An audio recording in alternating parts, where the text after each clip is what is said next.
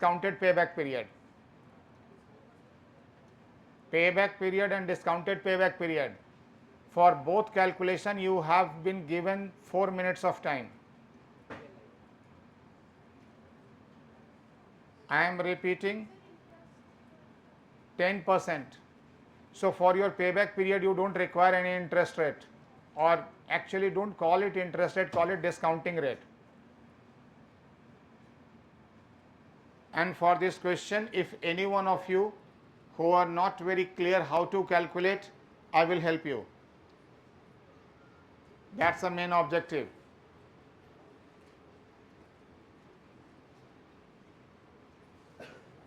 What is the first step? How you are going to calculate? First step is calculate cumulative table, cumulative cash flow, CCF. Look into that. Your initial investment is going to get recovered. So at what level it is going to get recovered? The time frame. Take your calculator out and calculate it.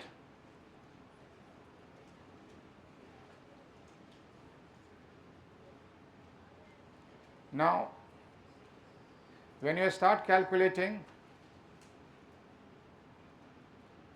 always keep in mind whatever the amount has been not recovered, that amount has to be proportionately distributed in the year in which recovery is going to take place. So have you made the cumulative table?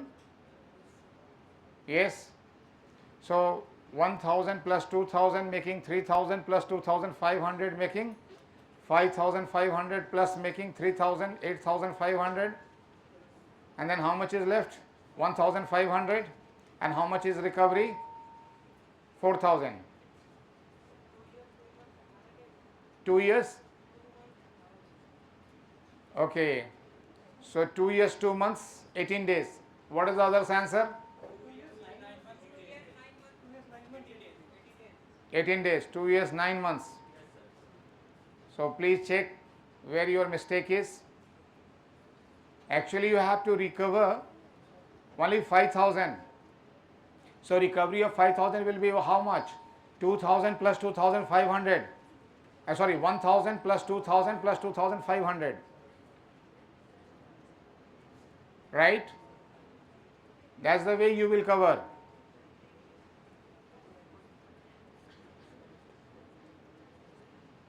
Now you calculate discounted payback period. Discounted payback period will be whatever cash flow has been given to you, you discount it at the rate of 10%. Discounting rate should be 10%. And at that 10% rate, you calculate and find out what is the discounted cash flow and use your payback period concept on discounted payback. Your answer will be little bigger figure in the terms of time, but exactly in the same way it will get calculated.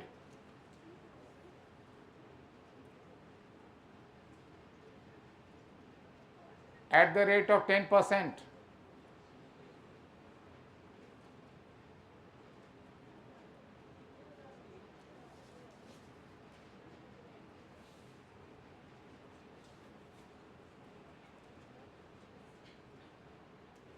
You can ask question or doubt if you have. Anyone has got individual doubt.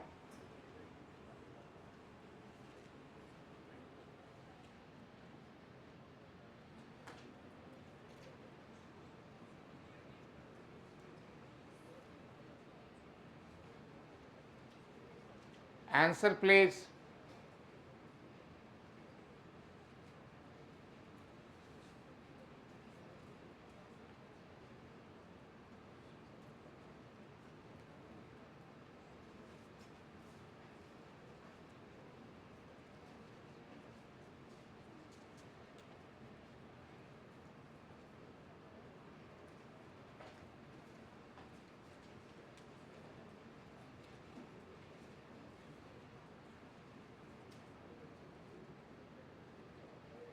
No answer till time.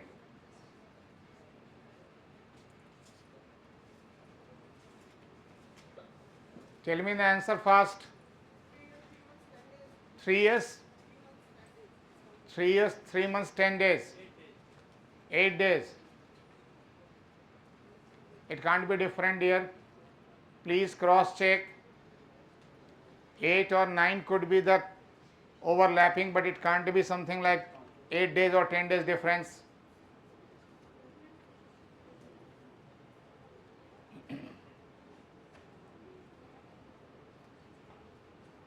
Now one more important point.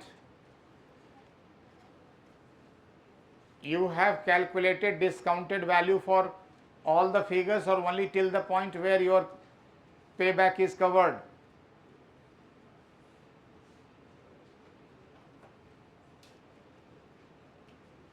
How many of you have been in a position to calculate the total this discounted payback period?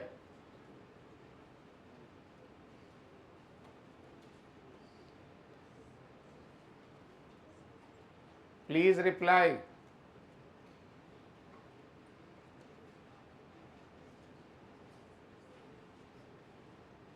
ये सिर्फ आपका revision था पिछले class का, तो मेरे ख्याल से आप लोग 100% सब के सब आप कैलकुलेट करने चाहिए थे.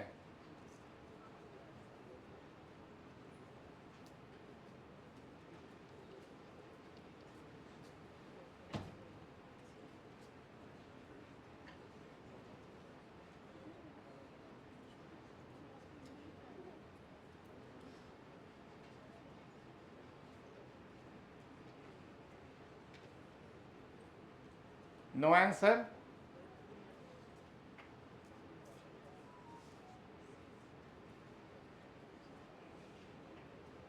Yes, no, कुछ बोलो तो आप लोग.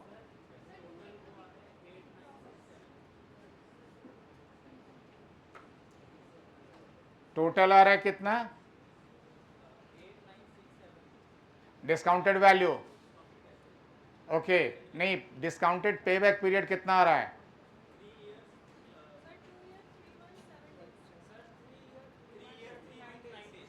3 years 3 months 9 days. 9 days 29 days. 20 days का डिफरेंस कैसे आएगा डियर? या तो 29 डेज होगा या 9 डेज होगा या कुछ और डेज होगा.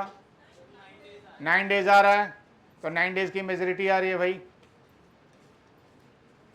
Look into that why your calculation is going wrong.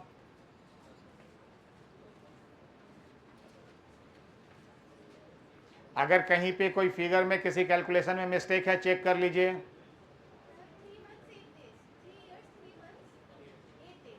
8 days 9 days चल जाएगा क्योंकि कहीं ना कहीं राउंडिंग पे आपका इफेक्ट आया होगा. 8.1 डेज को आप 8 डेज ले रहे हैं. ओके, वो 9 डेज ले रहे हैं.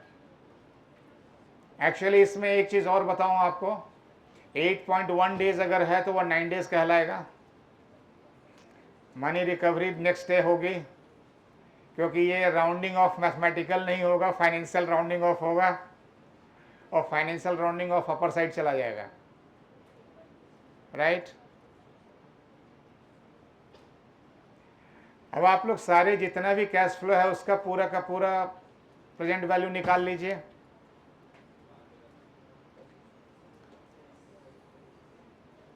मैं 2 मिनट और रुकना चाहता हूं. आप लोगों में से किसी को कहीं भी कोई प्रेजेंट वैल्यू निकालने में दिक्कत, पीवी निकालना किसी को नहीं आता हो? नहीं आता है?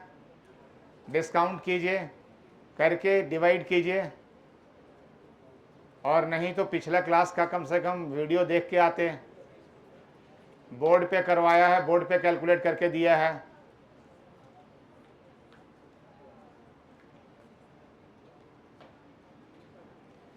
जो अमाउंट है उसको डिस्काउंट कीजिए, पीवीआईएफ लगाइए, पीवीआईएफ लगाते ही कैलकुलेट हो जाएगा.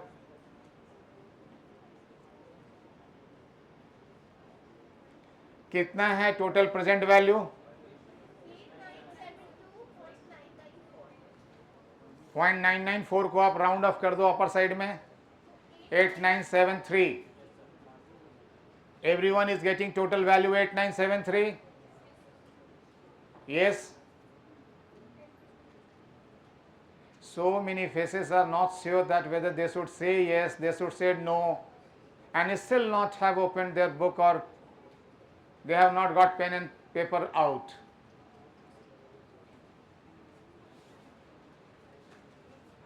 ये न्यूमेरिकल कैलकुलेशन है, करेंगे तभी पता चलेगा.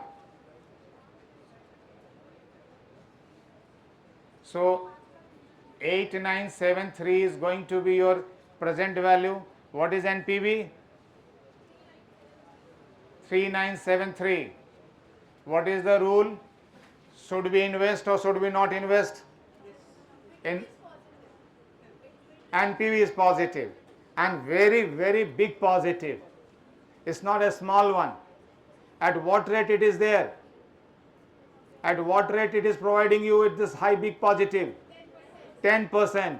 So now actually I want to know what is the actual return out of it. So calculate actual return. Now next step and final step of our revision. Actual return, how much it is there?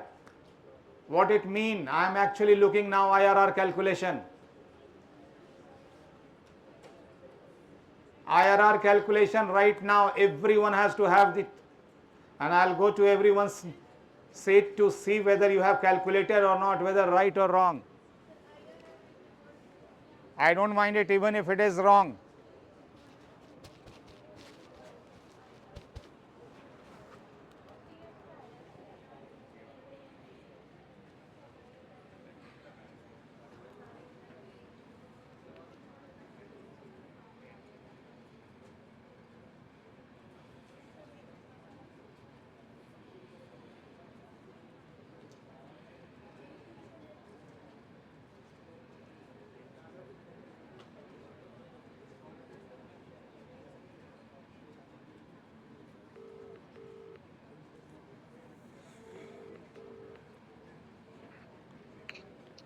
Hello, mike काम करना बंद कर दिया. Done sir, आ गया.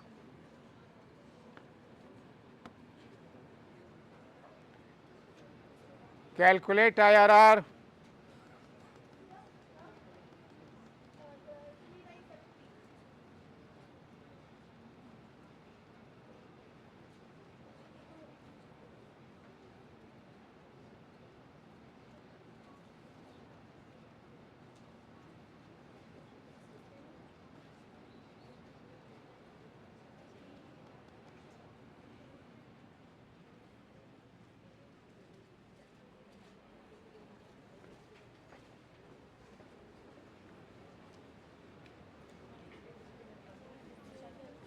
IRR. Please have calculation of IRR.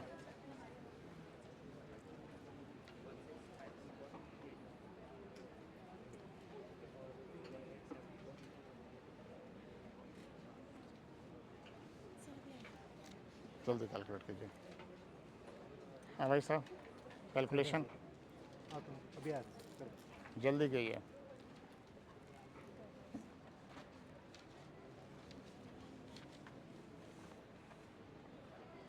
इसकी ज़रूरत नहीं है, सीधा कैलकुलेशन. अभी आप नोटबुक खोल ही रही हो, कैसे होगा? हाँ भाई साहब, कैसे चलेगा? फिर कैसे सीखोगे? हाँ, अब मेरे आने के बाद अगर नोटबुक आपके खुलेंगे तो काम कैसे होगा? क्या? हमारा ये निकला चौथे मंथ का डिस्काउंट. हाँ, 12 से डिवाइड किया, ये आ गया. 12 से क्यों डिवाइड किया? क्योंकि चौथे मंथ का निकालना है ना, तो 3 मंथ का हो गया. और कितना बचा, कितना था निकालने के लिए? 559.73. हाँ, तो एक महीने में इतना, तो इतना कितने महीने में 3 निकलेगा? महीने में होगा ना. 3 महीने में आ रहा, लेकिन आंसर तो 9 महीने बता रहे हैं. कहीं ना कहीं तो कोई कैलकुलेशन में मिस्टेक हो सकता है. अगर मेजोरिटी कैलकुलेट कर दो.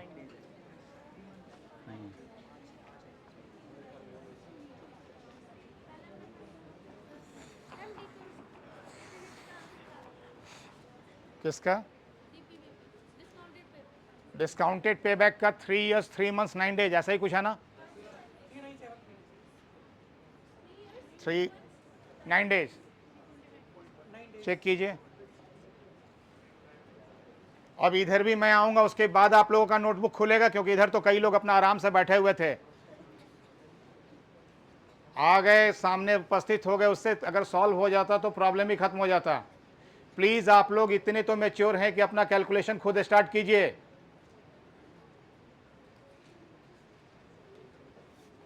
रेंज से बाहर चले गए थे आप। नहीं नहीं, मैं तो यहाँ पे था, मैं वहाँ था, ये दिक्कत है। वहाँ था।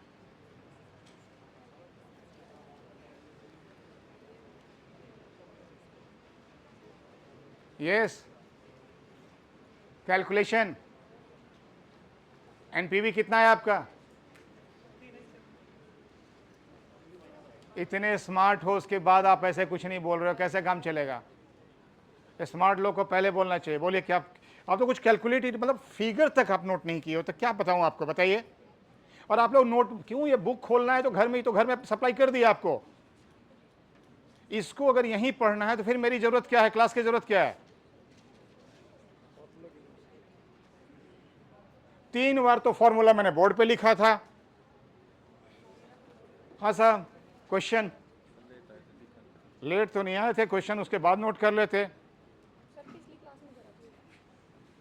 Sorry dear.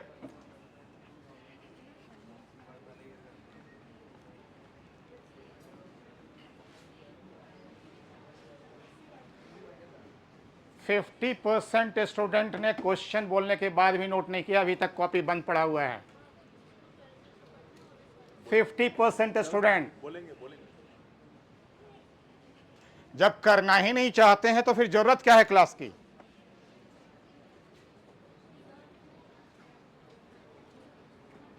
नहीं होना बाद की बात है, नहीं आता है बाद की बात है, कम से कम क्वेश्चन तो नोट करते, ट्राई तो करते।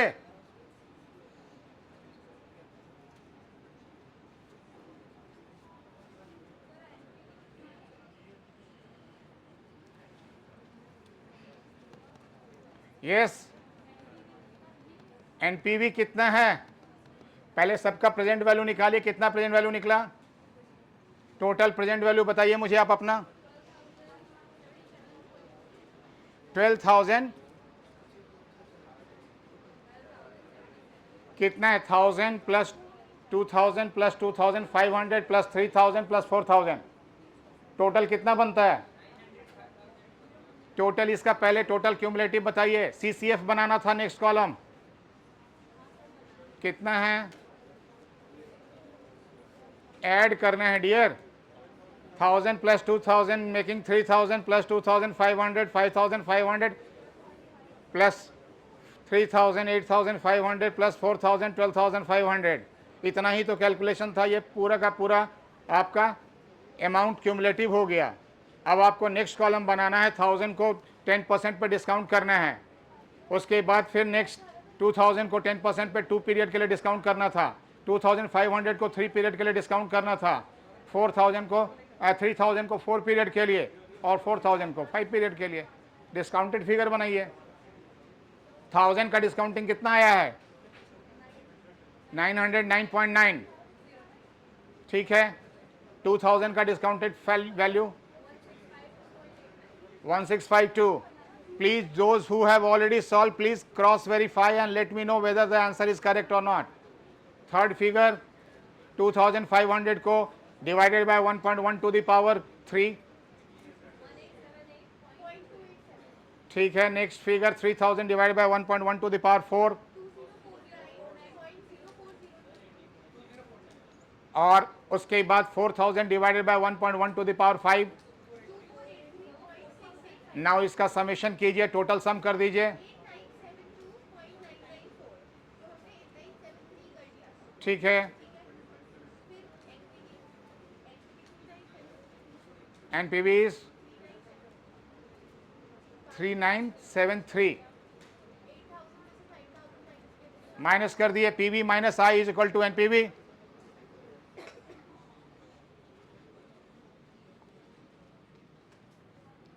टीचर मार्कर यार कहाँ है मार्कर? और फोन करो।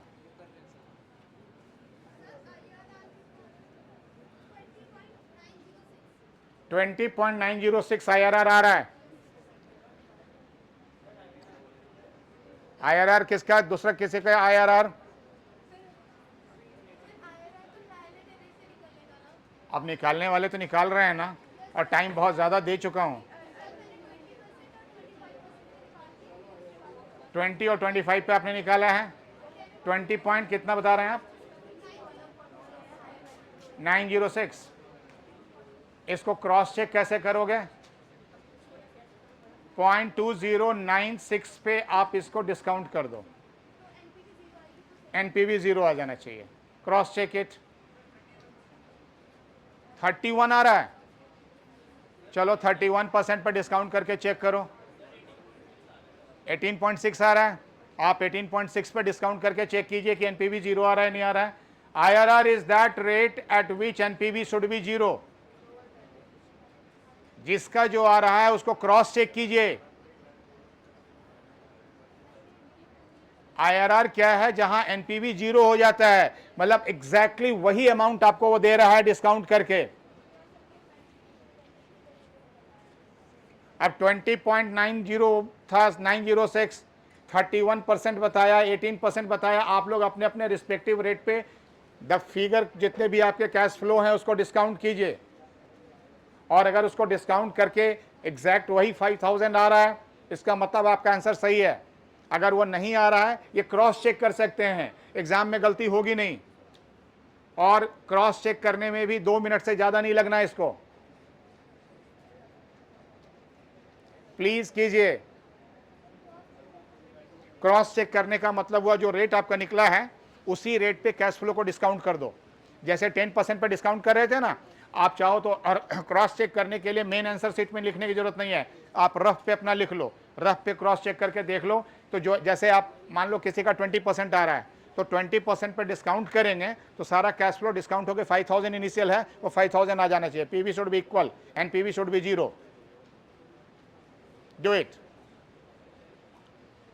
अभी भी रिक्वेस्ट कर रहा हूं, ये सिर्फ 10 मिनट का काम है। 10 मिनट में आपका ट्रांसफॉर्मेशन हो जाएगा। एक बार कैलकुलेशन का फियर खत्म होगा, आप आराम से कैलकुलेट करेंगे, और हर चैप्टर में ये पीवीआईएफ आएगा।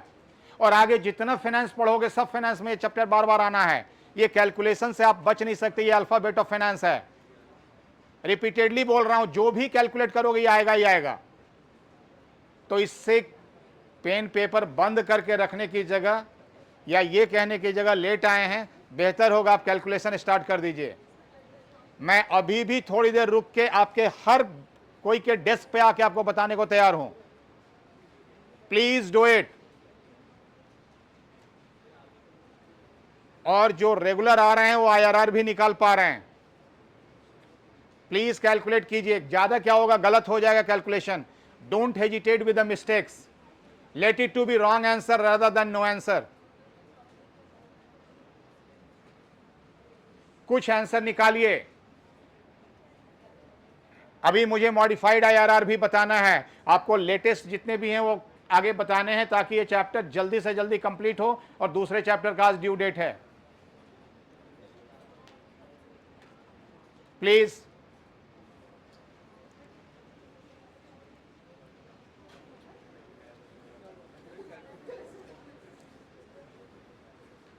कितना है डियर, कैलकुलेट करके अपने अपने रिस्पेक्टिव रेट पे डिस्काउंट कीजिए। 20% पे कितना आया?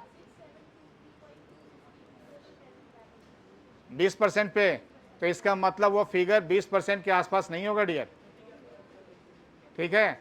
तो 30 के आसपास जा सकता है। बड़ा अमाउंट है ना। आप देखो ऐसे, अदरवाइज देखो, एक कॉमन सेंस लगाने की कोशिश करो। कॉमन सेंस से कैसे पता चलेगा आप कितना इनिशियल इन्वेस्टमेंट कर रहे हैं? 5000। और क्यूमुलेटिवली कितना मिल रहा है? प्रेजेंट वैल्यू नहीं, टोटल अमाउंट कितना मिल रहा है? 12000 के आसपास है ना। 12000 से ज्यादा मिल रहा है, तो इतना बड़ा अमाउंट आपको मिल रहा है, वो भी क्या 5 साल के अंदर में ही, तो बड़ा फिगर है ना, समझ रहे हैं? और अगर आप इसको क्यूमुलेट करते चले जाएंगे, जो अमाउंट मिल रहा है उसको डिपॉजिट करते जाएंगे, तो आपको लगेगा वो 3 टाइम्स मिल रहा है, 3 गुना बन रहा है वो फिगर 5 साल के अंदर। 3 टाइम्स कैसे होगा? कैसे 3 टाइम्स की बात कर रहे हैं?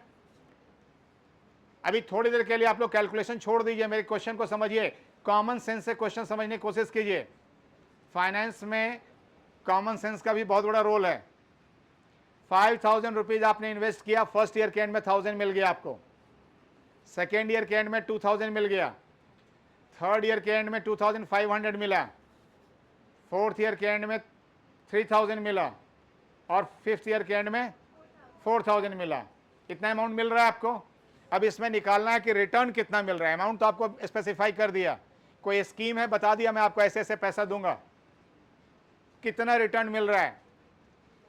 तो करना क्या है, कितना रिटर्न मिल रहा है, दैट इज IRR। तो आपको वो ट्रायल एरर के थ्रू डिस्काउंटिंग रेट यूज करना है, और डिस्काउंटिंग रेट से क्या निकलेगा, जो अमाउंट बनता चला जाएगा। करना क्या है, LHS is equal to RHS। RHS में सारे कैश फ्लो हैं, LHS में इनिशियल इन्वेस्टमेंट है। इनिशियल इन्वेस्टमेंट कितना है, 5000। तो आपको 5000 के बराबर करना है, राइट। 5000 के बराबर कर देना है वो अमाउंट को डिस्काउंट करके, जो भी रेट से होगा। एक अप्रॉक्सीमेटली आप अंदाज लगा के देखिए। मैं कहा कि 3 टाइम्स अमाउंट आपको मिल रहा है 5 साल में। 3 टाइम्स कैसे मैं बोल रहा हूँ, क्यों बोल रहा हूँ, क्योंकि 12,500 और 5000 में 5000 का 3 टाइम्स तो 15,000 होता है। तो जो 1000 मिला आपको फर्स्ट ईयर के एंड में, अगर उसको हम अगले 4 साल के लिए इन्वेस्ट कर दें उसी रेट पे, जो भी यील्ड है यील्ड रेट पे उसी को इन्वेस्ट कर दें, 4 साल के लिए इन्वेस्ट होगा, वो भी अमाउंट 5वें साल में कुछ बन के आएगा। फिर दूसरे साल में 2000 मिला, उसको 3 साल के लिए कर दीजिए। तो स्वाभाविक है कि ये बार बार करते चले जाएंगे तो अमाउंट बड़ा होगा। तो आप क्यूमुलेटिवली कह सकते हो कि 5000 से मैं अप्रॉक्सीमेट मान के चल रहा हूँ, बिना कैलकुलेशन का ही 15,000 के आसपास चला गया वो। तो एक अंदाजा जिसको कहते हैं थंब रूल, कुछ तो आइडिया चाहिए, कहीं से तो स्टार्ट करें। और वो 3 गुना आपको अमाउंट दे रहा है 5 साल के अंदर में ही। क्लियर, 5 साल के अंदर में ही 3 गुना अमाउंट दे रहा है। अब आप देखो 5 साल का रूल ऑफ 72 भी हम लोग पढ़ चुके हैं। 72 को 5 से डिवाइड करो, कितना होता है, 72/5 कितना हो गया, 14.4। इसका मतलब 14.4, 14.5 के आसपास का इंटरेस्ट रेट तो डबल करता है ना। थंब रूल में अगर 5 साल में डबल करता, यहां तो आपका ट्रिपल कर रहा है। क्लियर, तो ये अंदाजा तो क्लियर हो गया कि बड़ा सा रेट निकलने जा रहा है। ये रेट छोटा नहीं निकलेगा, बड़ा रेट निकलेगा। ओके, अब इसके बाद आपको, तो आप क्या कर सकते हैं, डायरेक्टली 25% पे लेके चले जाइए। 25% पे जाइए, 25% पे कैलकुलेट करके देखिए। और हर कैलकुलेशन में 5 कैश फ्लो है, 5 कैश फ्लो में 2 मिनट से ज्यादा नहीं लगना चाहिए। कैलकुलेशन फास्ट होना चाहिए। Please calculate.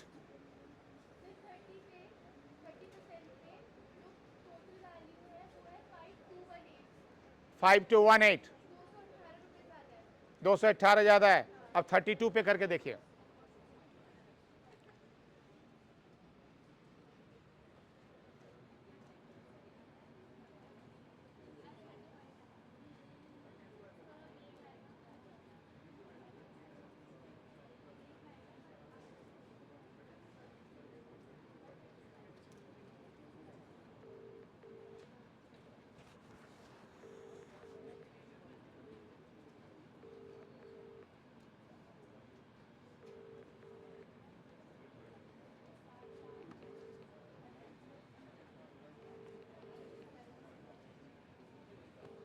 The number you have dialed is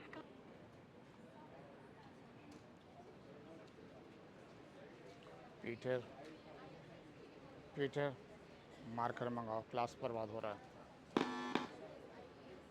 और मुझे दिखा दो कहाँ दिक्कत होती है। बस यही है सर। आप इसको एडजस्ट करके लगा देंगे ना तो जगह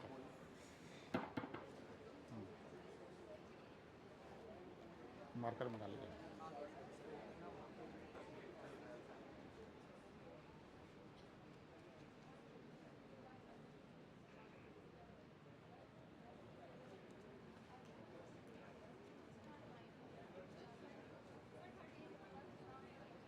कितना आ रहा है, 3224। आपने इंटरपोलेशन भी किया या इंटरपोलेशन नहीं किया है, आ गया।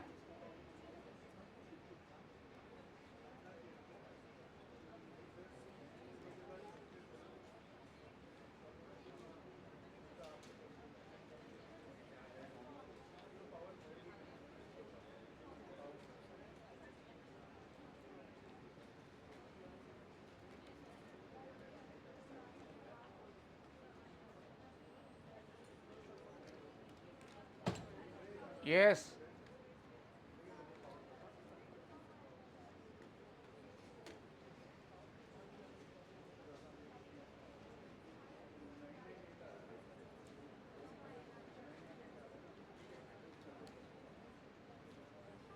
Now what is the value at 30%? 5218. 5218, I am asking value of PV. 5218. And 5095. नहीं, मुझे चाहिए दूसरा फिगर जो उससे कम हो 5000 से. 33 पे 4864 है. 32 पे है. 32 पे 4978. सो 31 पे है कितना? 5000 5095. अब आप लोग प्लीज ध्यान दीजिएगा, इधर फिगर नोट कर लीजिए 31% पे. Everybody jot down the figure, at least from here onward you know how to make calculation, so that a final leg of calculation should be very clear. You know how to discount and finally how to make interpolation. Both the things should be clear. So 31% पे कितना value है? 5095 at 31%. And 32% पे 4978. So this is two figure has been there. Actually interpolation indicates that whatever desired figure is there. In this case, in this question, desired figure is 5000. Listen, desired figure is 5000. 5000 means 5000 has to be achieved. 5000 has to be found with discounting of the cash flows. Cash flow has been on a higher side, given you bigger amount in the beginning, right? So at what rate it will be there? So first approach should be, can it be possible exactly the same amount could be found? If it is not, because it is rarest of rare, by normal calculation without application of any kind of a tool, it is difficult to exactly find out the value. So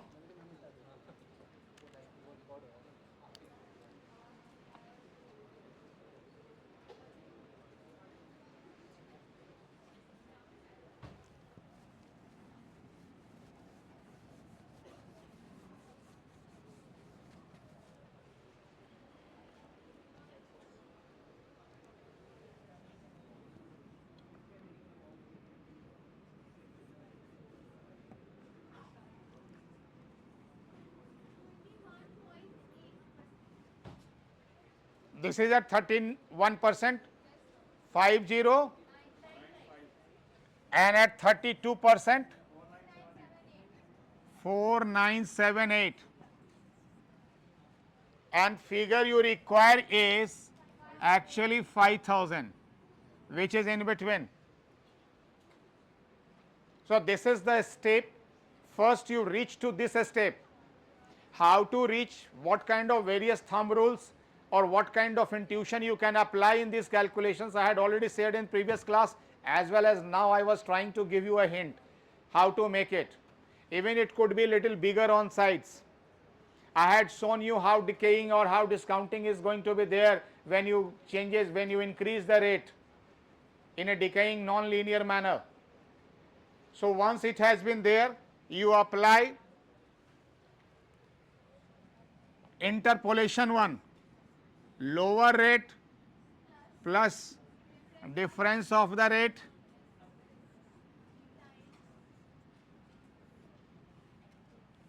into higher value minus desired value upon higher value minus lower value. कुछ नहीं है, आपका जो higher value minus desired value है, आप desired value को total range में locate कर रहे हो. Where that location is clear, that location exercise is going to take place, right? How to make it? Lower rate of the two, 31% plus difference of the rate 1%, that is you have to show 32 minus 31 into higher value is 5095 minus 5000 upon 5095 minus 49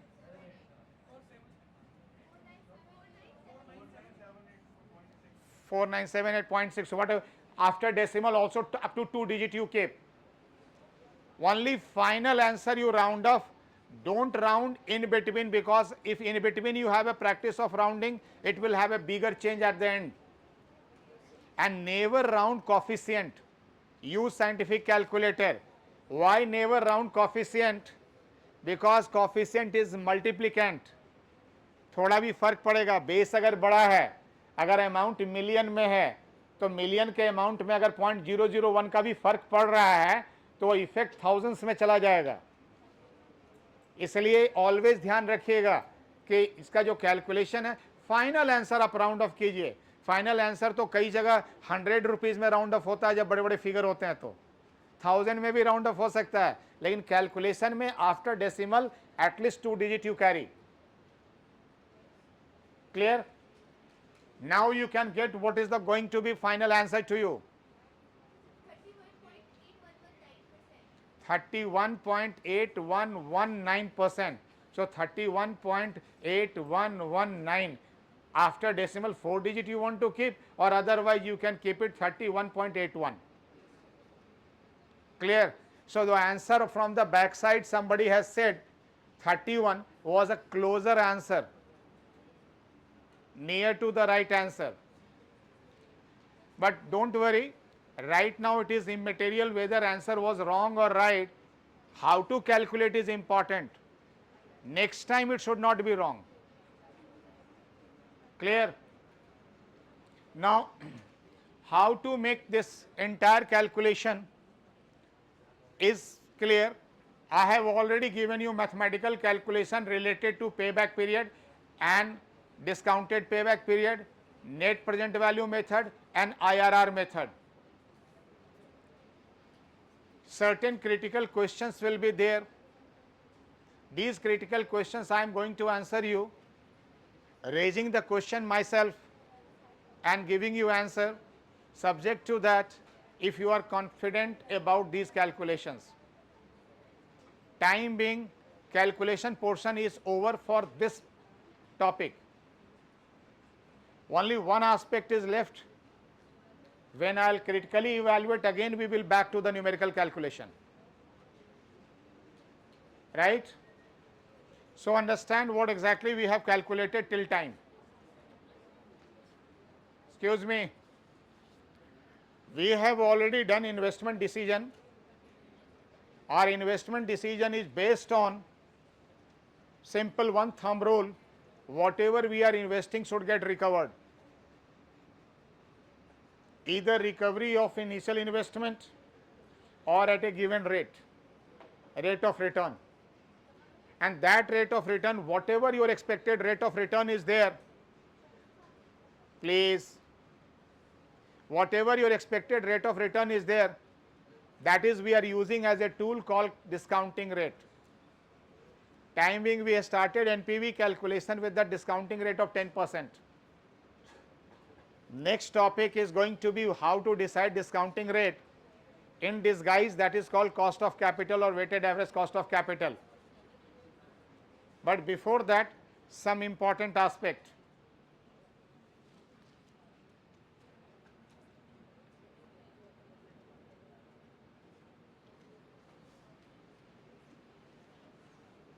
Please, most important for your theoretical and conceptual point of view, what we have done in the entire calculation. अभी जो आज का numerical है, एक basic numerical है कि आपने cash invest किया, 5000 इन्वेस्ट किया और फ्यूचर में आपको एक सर्टेन अमाउंट मिल रहा है. अगर ये बैंक से या उस फाइनेंशियल इंस्टीट्यूशन से या वैसे इन्वेस्टमेंट स्कीम से मिल रहा है जिस इन्वेस्टमेंट स्कीम में आपको एग्जैक्ट वही रिटर्न मिल रहा है, तब तो कोई दिक्कत नहीं है, मुझे मालूम है हर हाल में ये रिटर्न मिलेगा मुझे, because it is a committed return, right. तो एक परफेक्ट कैश फ्लो पता है, तो अगर परफेक्ट कैश फ्लो पता है तो उसमें करेंगे सर्टेनिटी इक्विवेलेंट अप्रोच अप्लाई करेंगे। कौन सा अप्रोच अप्लाई करेंगे? Certainty equivalent approach. What it mean, you know what cash flow is going to come to you. ठीक है, ठीक है, हमारा अमाउंट थोड़ा बड़ा है इसलिए अभी फिलहाल विश्वास के पात्र नहीं है ना। अगर यही 7% 8% बैंक का डिपॉजिट कर रहा था, हम बैंक में डाल दिए 7% के रेट से मिल रहा है, तो वो सर्टेनिटी था। सर्टेनिटी इक्विवेलेंट अप्रोच में कॉन्सेप्ट ये है, याद रखिएगा, ये एमसीक्यू के लिए बहुत इंपॉर्टेंट क्वेश्चन है और एग्जाम में आ रहा है। जो क्वेश्चन मैं बोल रहा हूं एग्जाम में पक्का आएगा, राइट। क्या है सर्टेनिटी इक्विवेलेंट अप्रोच में? कि अगर सर्टेनिटी इक्विवेलेंट अप्रोच है तो आपके पास रिस्क नहीं है, यस और नॉट। सर्टेनिटी इक्विवेलेंट है, पैसा सर्टेनली मिल ही रहा है तो रिस्क नहीं है, और रिस्क नहीं है तो कोई रिस्क प्रीमियम क्यों दें आपको, राइट। रिस्क नहीं तो रिस्क प्रीमियम नहीं, और रिस्क नहीं, रिस्क प्रीमियम नहीं, तो डिस्काउंटिंग रेट कौन सा यूज होगा? That will be the yield on treasury bill, उसको कहते हैं risk free rate of return. नाम सुना है risk free rate of return का? तो risk free rate of return कहां यूज होगा? जहां आपका कैश फ्लो सर्टेन है। क्लियर? अब रिस्क फ्री रेट का प्रॉक्सी क्या है? What is the proxy of risk free rate? 91 day treasury bill का जो यील्ड होगा वो रिस्क फ्री रेट कहलाएगा। ध्यान दीजिएगा, ये सब एमसीक्यूज के लिए रेडी हो रहा है। ट्रेजरी बिल, टी बिल्स, कौन सी मैच्योरिटी वाली? 91 day treasury bill. Financial market जब आप पढ़ेंगे पेपर तब उस समय आएगा कि ट्रेजरी बिल क्या होता है और कितने तरह का होता है। अभी फिलहाल आप इतना समझ लीजिए कि 91 डे ट्रेजरी बिल का जो यील्ड होगा, नॉर्मली ये हम शॉर्ट ड्यूरेशन इंस्ट्रूमेंट के लिए यूज करते हैं। There is another proxy also, listen, there is another proxy also, and that proxy is 10 years government securities yield. 10 साल की मैच्योरिटी वाली जो गवर्नमेंट सिक्योरिटी है उसका जो यील्ड होगा वो यील्ड भी क्या कहलाएगा? Risk free rate. तो लॉन्ग टर्म इंस्ट्रूमेंट के लिए 10 years गवर्नमेंट सिक्योरिटीज यील्ड, और शॉर्ट ड्यूरेशन के लिए 91 day treasury bill. 91 day treasury bill का जो यील्ड है वो ऑलवेज सुपीरियर माना जाता है यील्ड, बिकॉज काफी डायनेमिक होता है ये। इसको बार बार मैं प्रॉक्सी वर्ड क्यों यूज कर रहा हूं? क्योंकि exactly there is no concept of risk free rate, कुछ भी रिस्क फ्री नहीं होता। तो रिस्क फ्री किसको कह रहे हैं? Default risk free, there will be no default. Clear? आप लोग आरबीआई के साइट पे जाइएगा, आरबीआई के साइट पे आपको दिख जाएगा यील्ड कैसे दिया रहता है, कैसे कैलकुलेट होता है। अब जहां रिस्क है, मैं गवर्नमेंट के सिक्योरिटीज में या सर्टेनिटी नहीं है, वैसे जगह पैसा डाल रहे हैं जहां कि ये कैश फ्लो में डाउट है।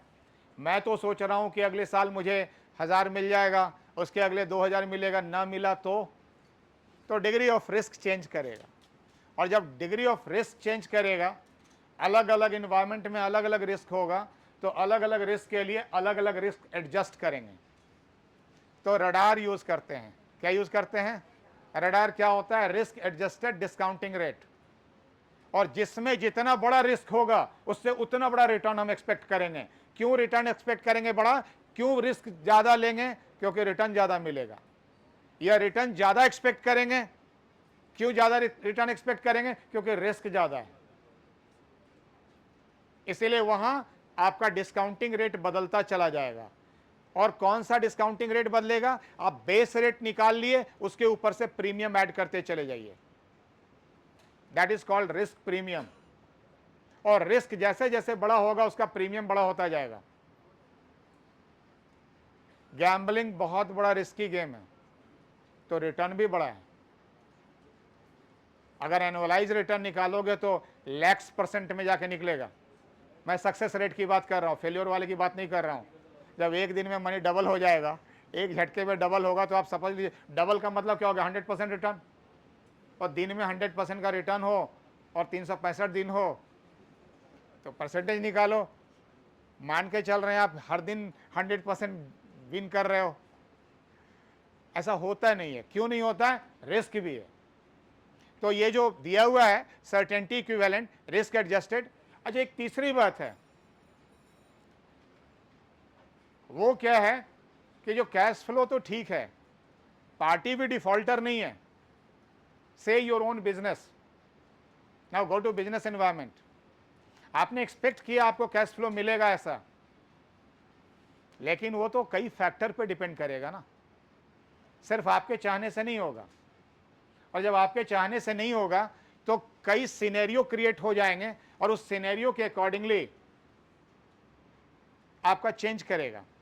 तो दो एनालिसिस होता है, सिनेरियो एनालिसिस और दूसरा होता है sensitivity analysis. What is scenario analysis? Scenario analysis is the situation, say primarily at a macroeconomic level we can call it economic condition। Market अच्छा है तो मेरा परफॉर्मेंस अच्छा होगा, इकोनॉमी बूम कर रहा है तो मेरा सेल्स भी बढ़ेगा, मैं पॉजिटिव रिलेटेड हूं। क्लियर? तो ये क्या हो गया, ये सिनेरियो है। अब मार्केट अच्छा होगा तो कैसे, क्या पॉसिबिलिटी है मार्केट अच्छा होने का, तो अलग अलग कॉलम बना सकते हैं और अलग अलग कॉलम। याद कीजिए मेरा चैप्टर रिटर्न जब बताया था, रिटर्न एंड रिस्क बताया था अलग अलग सिनेरियो में, जहां प्रोबेबिलिटी असाइन किया था कि मार्केट अगर बुलिश होगा तो कैसा परफॉर्मेंस होगा। तो आप अपने बिजनेस को उस तरह से अलग अलग सिनेरियो में डाल के मल्टी कॉलम बना सकते हैं और उस सिनेरियो के होने की प्रोबेबिलिटी डाल सकते हैं, जिसका कैलकुलेशन मैं पहले ही बता चुका हूं आपको रिटर्न कैसे निकलता है। दूसरा है सेंसिटिविटी। सिनेरियो और सेंसिटिविटी में डिफरेंस है।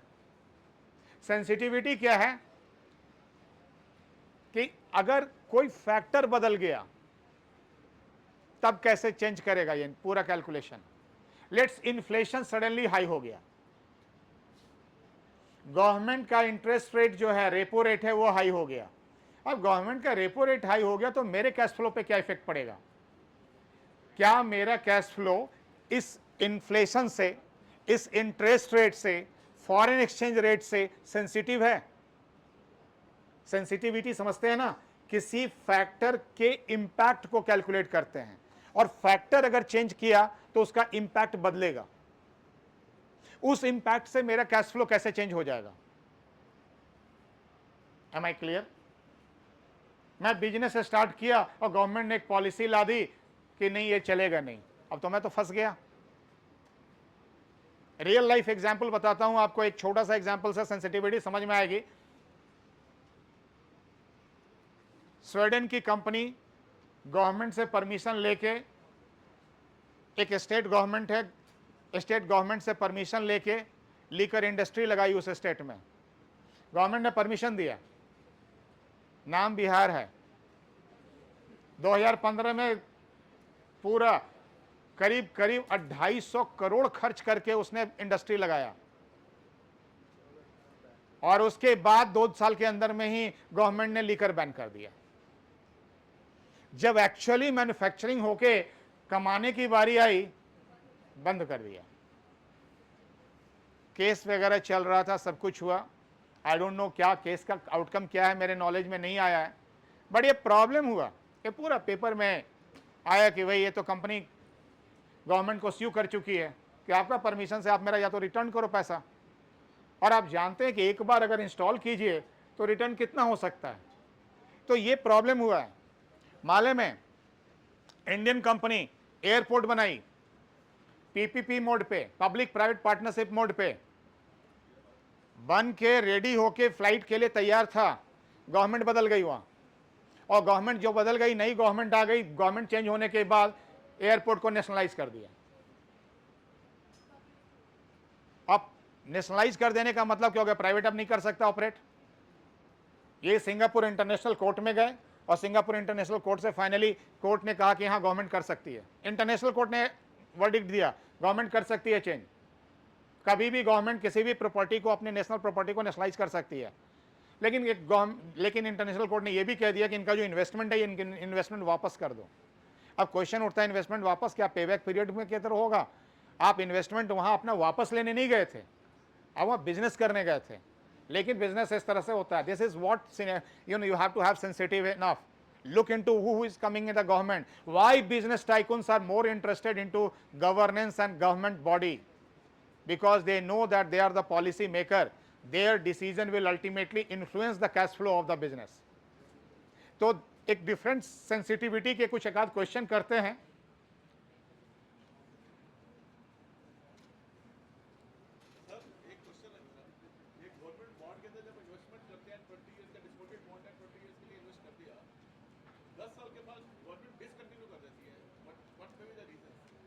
मे be government has the got see discontinue तब तक नहीं कर सकती गवर्नमेंट जब तक उसमें कॉल ऑप्शन ना हो। अगर अर्ली कॉल ऑप्शन होता है तो गवर्नमेंट के पास ये राइट है कि इंस्ट्रूमेंट को अर्ली कॉल कर सके। तो वो डिपेंड करता है अपने डेट को रीएडजस्ट करने के लिए, उसके लिए भी तो बोरोइंग है ना, वो तो बोरोइंग को रीएडजस्ट करने के लिए करती है गवर्नमेंट ऐसा काम।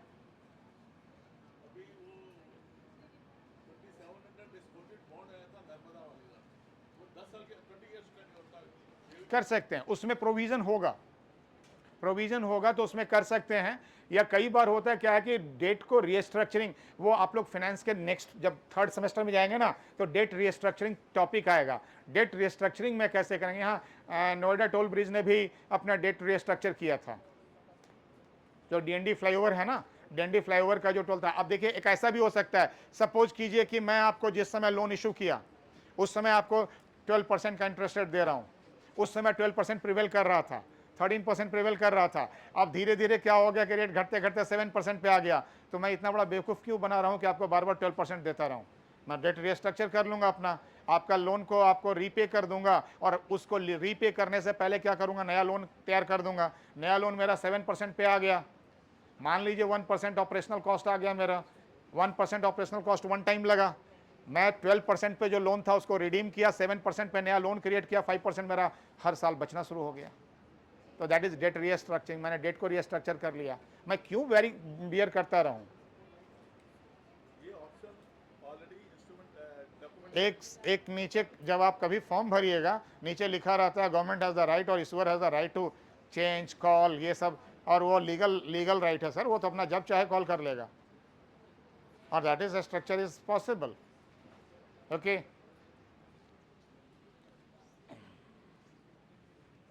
देखिए यहां पर sensitivity analysis as a financial model. आप लोग थ्योरी पढ़ लीजिएगा, थ्योरी में मैं बहुत इंटरेस्टेड नहीं हूं, ये आप लोगों को सबको अंग्रेजी पढ़ना आता है। सेंसिटिव वर्सेस सिनेरियो भी बता दिया आपको। Benefits of sensitivity analysis, better decision making could be possible depending upon the condition, whatever the market condition is there. More reliable predictions, highlights areas for improvement where it has to be marked with, provides a higher level of credibility। अब देखिए एक sensitivity का question देखिए, I am more interested into through questions making it how much sensitivity could be possible। There are 3 scenarios in the market ABC। आप इसको आप लोग क्या कीजिए कि होमवर्क के लिए नोट कर लीजिए। मैं सिर्फ थोड़ा सा बता दूंगा क्योंकि I have to move to next chapter. Recalculate करने का कोई फायदा नहीं है क्लासरूम में।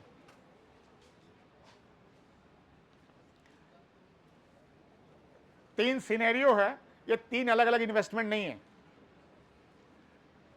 ठीक है। 3 सिनेरियो में क्या हो रहा है यहां ध्यान दीजिएगा। एक सिनेरियो है जिसमें आपको कैश फ्लो दिया हुआ है 200, 400, 500, 500, इसमें दिया हुआ है। नहीं अभी रुक जाइए, अभी ये नहीं, ये आप कैलकुलेट घर में कीजिएगा तो किया हुआ होगा आपका, ये किया हुआ है, सॉरी।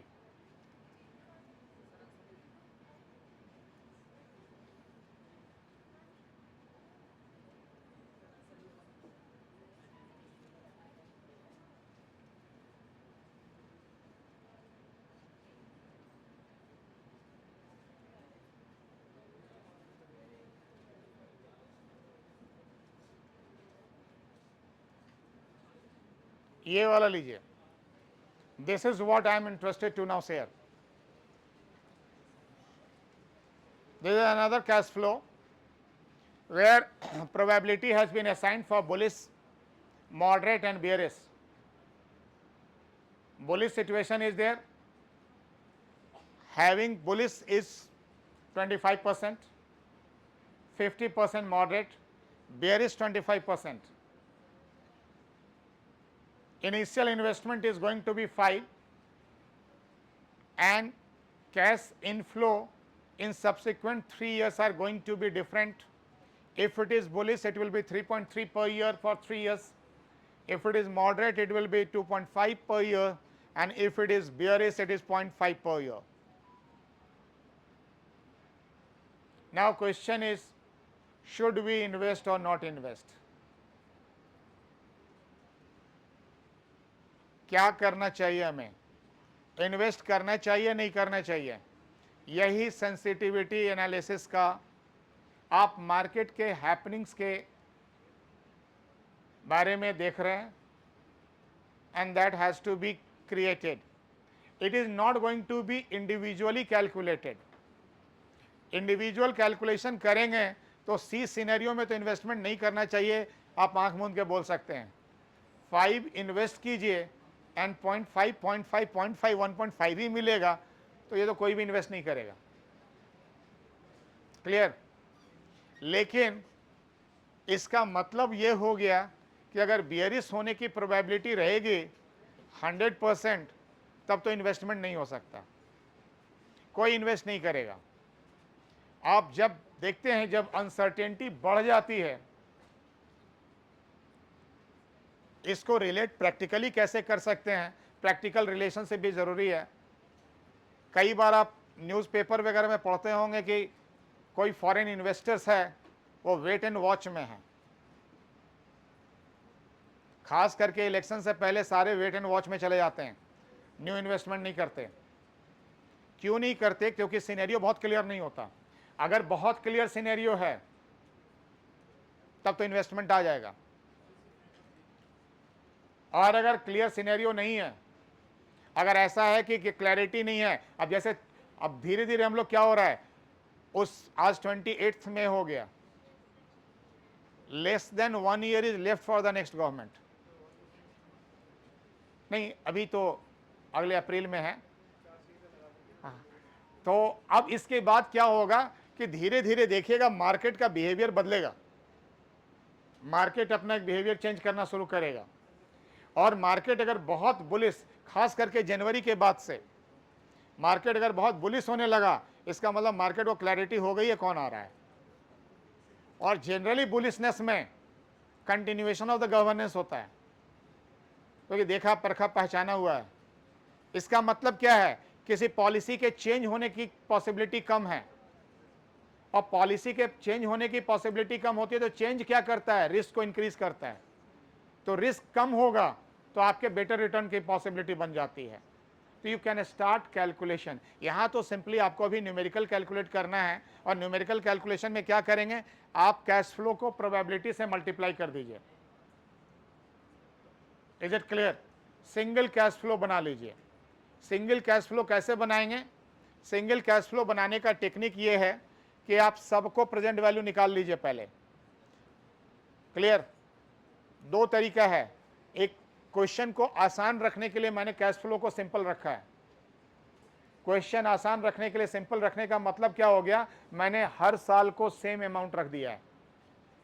अब देखिए 3.3 है, मल्टीप्लाइड बाय 0.25 कितना वैल्यू आता है? Plus 2.5 multiplied by 0.5 plus 0.5 multiplied by 0.25. ये जो आएगा फिगर, ये फर्स्ट ईयर फिगर होगा. ये जो मल्टीप्लिकेशन फिगर है वो तो तीनों के लिए सेम हो जाएगा, और तीनों के लिए सेम हो जाएगा तो आप पीवीआईएफए यूज कर सकते हो, एनयूटी यूज कर सकते हो. इसका कैलकुलेशन 2 से 3 मिनट काफ़ी है, सारा कैलकुलेशन निकल के सामने आ जाएगा.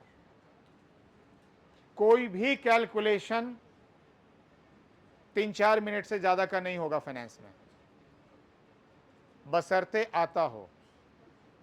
Condition apply. राइट? नहीं आता है तब तो फिर 4 मिनट क्वेश्चन पढ़ने में भी चला जाएगा, कुछ नहीं होगा, है ना. कितना कैलकुलेट करना है, ये मल्टीप्लाई कर दिए तो आपका जो फिगर आएगा उसको पीवीआईएफए से मल्टीप्लाई करो, प्रेजेंट वैल्यू निकल आएगा.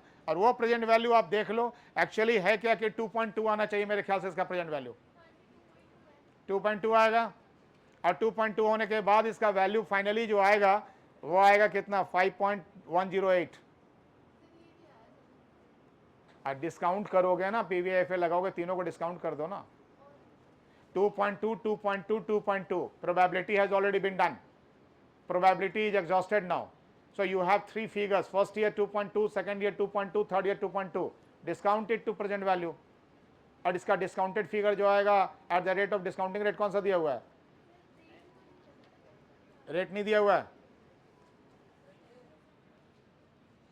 अगर रेट ना हो तो आप 14% का रेट है, रेट इज 14%, 1-4। क्यों 14% है? क्योंकि रिस्क एडजस्टेड रेट लिया मैंने, रिस्की है ये, प्रोबेबिलिटी है ना, सिनेरियो है, रिस्की है, 14% रेट लिया है, एंड 14% पे कैलकुलेशन इसका है।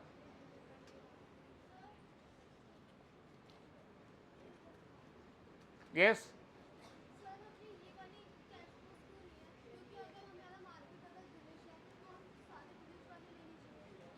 लिया ना, सारे पुलिस वाले भी लिया।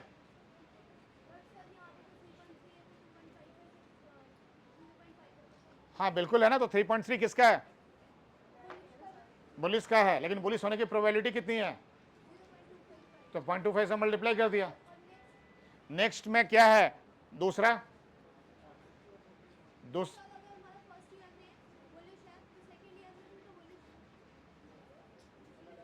नहीं, अगर फर्स्ट ईयर में पुलिस है तो सेकंड ईयर में पुलिस रहेगा, यही तो यहाँ एजम्पशन है। सही तो कह रही हो, फर्स्ट ईयर में पुलिस है तो सेकंड ईयर में भी पुलिस होगा, थर्ड ईयर में पुलिस होगा। मैंने ईयर का पुलिसनेस चेंज नहीं किया अभी, ईयर का पुलिसनेस चेंज करेंगे तो ज्वाइंट प्रोबेबिलिटी आएगा कि फर्स्ट ईयर पुलिस है तो सेकेंड ईयर में फिर पुलिस होने की प्रोबेबिलिटी अलग होगी, उसका बाई माने दो प्रोडक्ट बन के निकल जाएगा, बाइनोमियल बनेगा। शायद मेरे पास एक ऐसा क्वेश्चन पड़ा हुआ होगा जिसमें कि जरूरी नहीं है कि फर्स्ट ईयर पुलिस हो तो सेकंड ईयर भी पुलिस ही होगा, या फर्स्ट ईयर बियरिस हो तो सेकंड ईयर भी बियरिस होगा। फर्स्ट ईयर बियरिस है तो हो सकता है सेकंड ईयर पुलिस हो जाएगा। तो वो जब आप निकालते हैं तो फाइनली ज्वाइंट प्रोबेबिलिटी निकलती है पूरी। Is it clear? अभी जो आप कर रहे हो कैलकुलेशन आप अपने तरीके से करके देखो, अगर कैलकुलेशन डिफरेंस आता है मुझसे बताइए।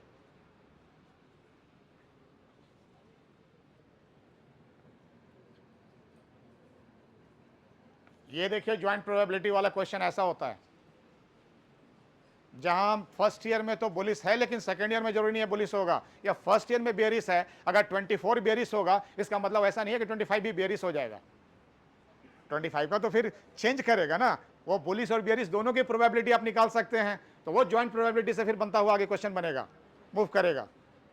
लेकिन इस लेवल पे हम आपको लिख तो जरूर लिए थे, लेके नहीं जाएंगे,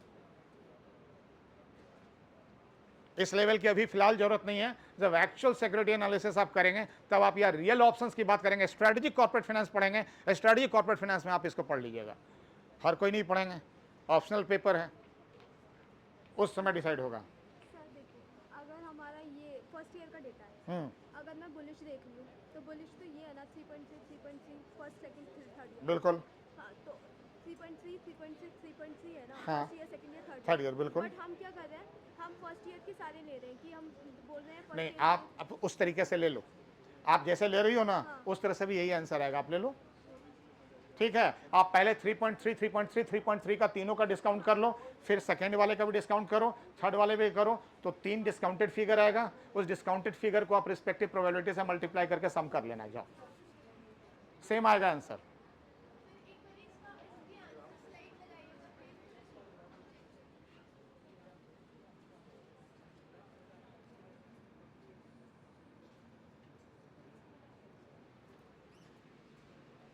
आप जो कर रही हैं ना 3 साल का, वो देखो यहाँ लास्ट में मैंने पीबीआईएफए लिखा है, और पीबीआईएफए में देखो 14% 3 years लिखा हुआ है, तो मैं वही काम मैं भी कर रहा हूँ, 3 साल ले रहा हूँ।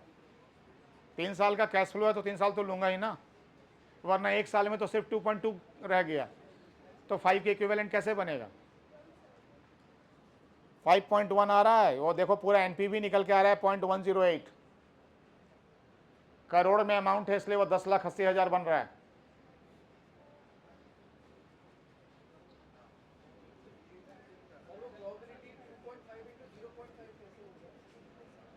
प्रोबेबिलिटी 2.5 इंटू 0.5 कैसे होगा? क्वेश्चन देखिए, आपने क्लिक किया है क्वेश्चन। सेकेंड की होने की प्रोबेबिलिटी कितनी है? मॉडरेट 0.5, ठीक है। तो जिसकी प्रोबेबिलिटी होगी वही अप्लाई करोगे ना। ये 5 करोड़ माइनस 2.2 करोड़ का नेगेटिव 2.8 करोड़ जाएगा। कौन सा? नहीं, 2.2 करोड़ आया ना, माइनस 5 करोड़ मीन्स इन्वेस्टमेंट है 5 crore, 5 crore is outflow. 2.2 crore into PVF है, आप उसको क्यों छोड़ रहे हो? पहले उसका तो डिस्काउंट करो। तीन बार 2.2 करोड़ आ रहा है, एक साल में नहीं आ रहा है, 3 बार 2.2 करोड़ आ रहा है। First year 2.2 crore, second year 2.2 crore, third year 2.2 crore. Discounted value of that present value will be 5.108 crore. 5.108 crore minus 5 crore is 0.108 crore, which is normally written 10 lakh 80,000. Time value of money जिसका पूरा क्लास था, आज एक छोटा सा फैक्टर बन के सिर्फ रह गया है। बल्कि 2 क्लास में मैंने time value of money complete किया था, और ये बार बार बोला था कि अब ये स्टेपिंग स्टोन की तरफ हर जगह काम करेगा, हर बार आएगा ये क्वेश्चन में। अब क्लियर? अगर कोई क्वेश्चन है तो पूछ लो बेटे। नो?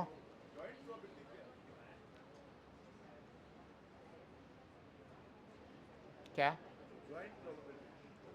सर? जैसे फर्स्ट ईयर में कोई चीज़ की प्रायोरिटी है ना, मान लीजिए फर्स्ट ईयर में 70% बुलिस, 30% बेरिस है।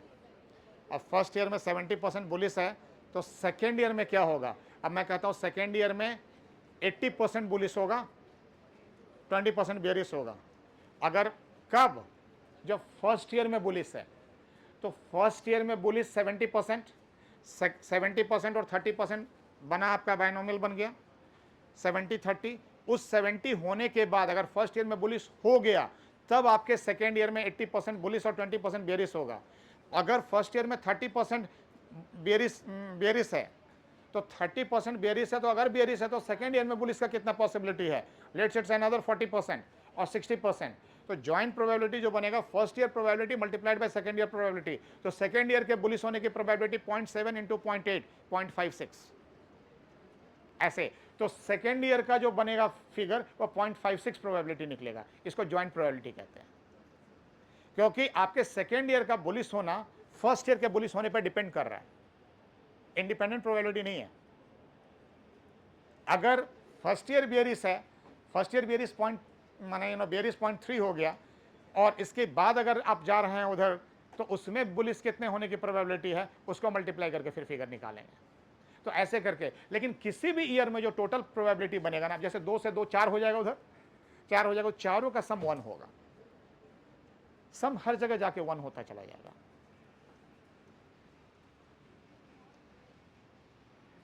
So I hope it is clear now. The silence gives me different alert. Silence should not be surrender, it should be complete conceptual clarity. I want that, and I have repeatedly requested you, please be very focused. If any question is there, you keep on asking. I am ready to answer you. The way you want to solve this question, I am ready to help you in that way only. अब यहाँ ये दूसरे तरीके से solve करना चाह रही थी, रेट ऑफ रिटर्न न दे रखा हो तो IRR का रास्ता अपनाइए। और IRR इज दैट, अब वो लास्ट मेरा थ्योरेटिकल कंपोनेंट इसका है, लेकिन उससे पहले थोड़ा सा IRR और NPV के बीच में क्वेश्चन। एक्सक्यूज मी, जितना आप लोग का कैलकुलेशन हो चुका है कर लिए, अभी आप कैलकुलेशन रोक दीजिए, ध्यान से सुनिए मेरी बात। IRR, NPV, ये दोनों कॉन्सेप्ट बहुत इंपॉर्टेंट कॉन्सेप्ट हैं, लेकिन अब इस पर क्रिटिकल क्वेश्चन है कि अगर किसी वैसे पोजीशन पे जहां दोनों कन्फ्लिक्टिंग रिजल्ट देने लगे, या कन्फ्लिक्टिंग को छोड़ दीजिए, अभी दोनों में से कौन सुपीरियर है? Home to believe whether IRR is better और NPV इज बेटर, कौन सा बेटर है? IRR क्यों? पढ़ लिया है कहीं बुक में? हाँ, लिखा हुआ है। क्यों? एनपीवी तो अच्छा है ना, सिंपल रेट है, दिया हुआ है, कोई ये बार बार कैलकुलेट करने का झंझट नहीं, किसी तरह की परेशानी नहीं, इजी टू अंडरस्टैंड। एक्चुअली होता क्या है IRR,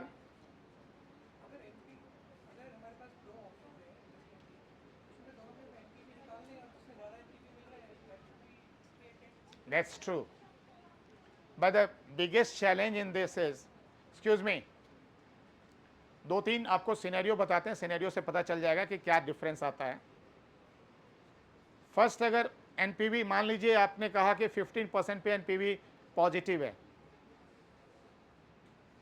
15% पे आपने निकाला, पॉजिटिव है, निकल के आ गया, उसके लिए वायबल है प्रोजेक्ट क्योंकि उसको 15% मिल रहा है।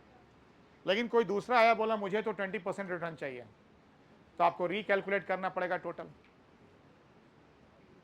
दोबारा निकालना पड़ेगा, है या नहीं है? आपको कैलकुलेट करना पड़ेगा। 15% वाले को तो आपने हाँ कह दिया, 20% वाले को, 25% वाले को, तो आपको ये बार बार निकालना पड़ेगा। इसका मतलब है कि हर बार आपको ये कैलकुलेट करना पड़ेगा। सेकेंड इंपॉर्टेंट पॉइंट, आपको एनपीवी में क्या कर रहे हैं, आप एक गिवन डिस्काउंटिंग रेट लेके चल रहे हैं। रियल सिनेरियो में डिस्काउंटिंग रेट आएगा कहां से? सिर्फ कैश फ्लो, वो भी एक्सपेक्टेड कैश फ्लो है। रियल सिनेरियो में मैं बिजनेस कर रहा हूं, मुझे 12% रिटर्न मिलना चाहिए, 14% रिटर्न मिलना चाहिए, डिसाइड कैसे करोगे आप? तो ये डिसीजन 90% टाइम नहीं हो पाता है। और खास करके जहां मेगा इन्वेस्टमेंट है गवर्नमेंट का तो कोई कॉस्ट ऑफ कैपिटल ही नहीं समझ में आता उनको, वो तो बजटरी एलोकेशन है। तो बजटरी एलोकेशन है, तब उसमें कॉस्ट ऑफ कैपिटल कैसे डिसाइड होगा? तो ये सारे जो क्वेश्चंस हैं, ये क्वेश्चन का आंसर IRR देता है।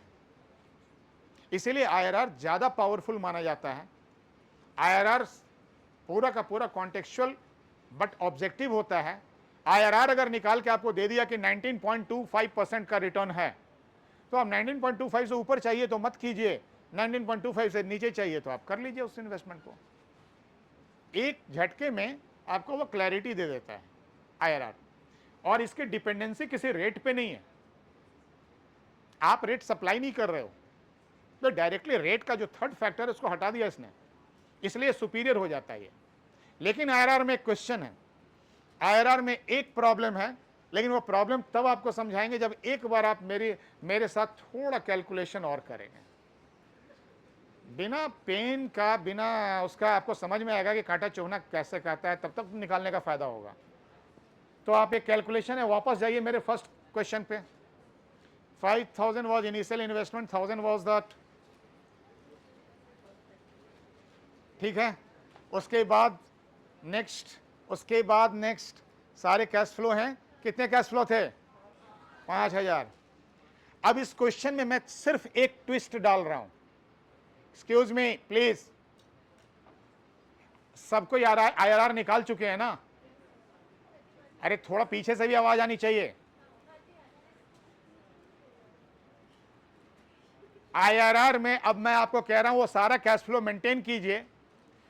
सेकेंड ईयर में 2,000 डाले थे ना, ठीक है, उस 2,000 को पॉजिटिव ना रख के माइनस कर दीजिए।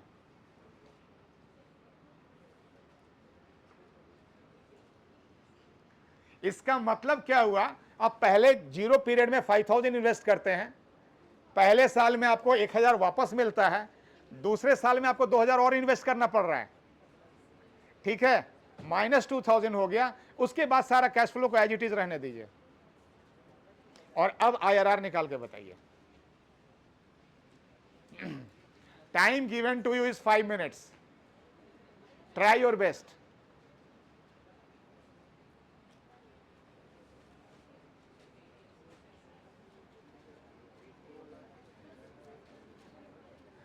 सिर्फ 2,000 के फिगर को नेगेटिव कर देना था, और नेगेटिव का मतलब आउटफ्लो बन गया इनफ्लो की जगह। तो दो आउटफ्लो हो गए, जीरो पीरियड में 5,000 आउटफ्लो है और सेकेंड ईयर में 2,000 आउटफ्लो है। लेट्स उसको सेकेंड ईयर के एंड में ही 2,000 मान लो आप। सेकेंड नॉर्मली क्या होता है, outflow is always considered in the beginning and inflow is always considered at the end. ये टाइम का कॉन्सेप्ट है। नॉर्मली जब आप खर्च करते हैं तो शुरू में खर्च करते हैं, और जब मिलता है तो बाद में मिलता है ना। ये इन्वेस्टमेंट का एक नॉर्मल थंब रूल है। लेकिन फिर भी आप मान लो सेकेंड ईयर के एंड में वो खर्च हो रहा है, 2000 जा रहा है।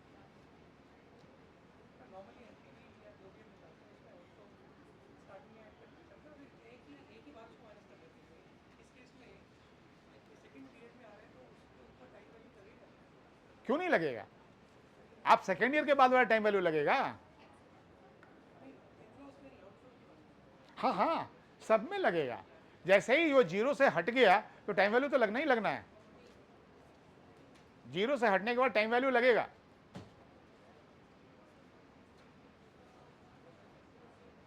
क्वेश्चन समझ में नहीं आया तो मैं बताऊंगा, आंसर तो अभी नहीं बताऊंगा।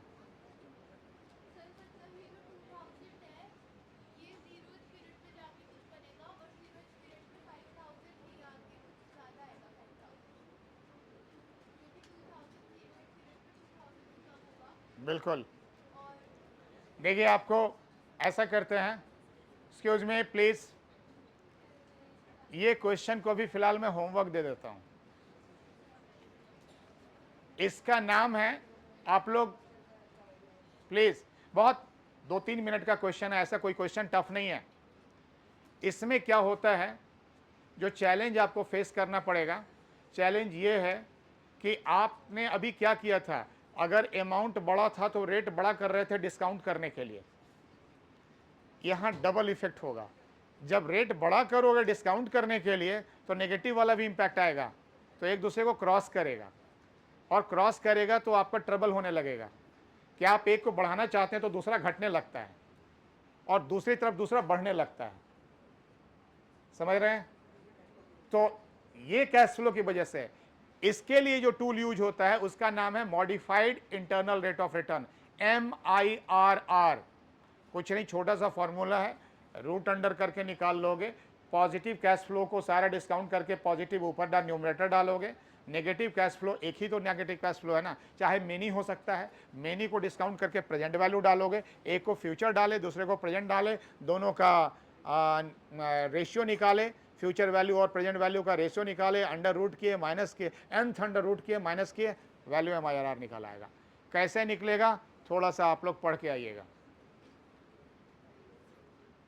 अगर पढ़ के आएंगे, नोटबुक पे दिखाएंगे, मैं आपके साथ हेल्प करूंगा सॉल्व करने में। नहीं दिखाएंगे, it's your pleasure, I will always be pleased. Right, let's come to the next chapter, and that chapter is called cost of capital. We are starting a fresh chapter called cost of capital.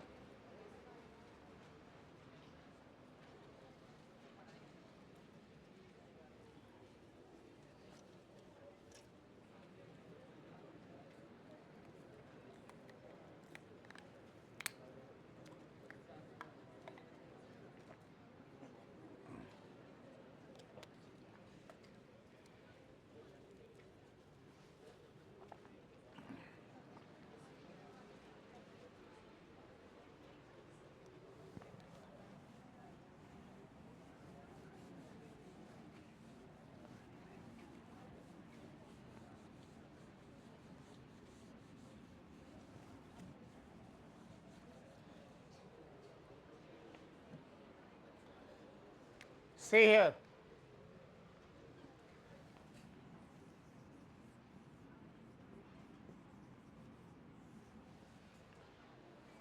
I hope it should be visible, and if it is not visible you must be listening me properly.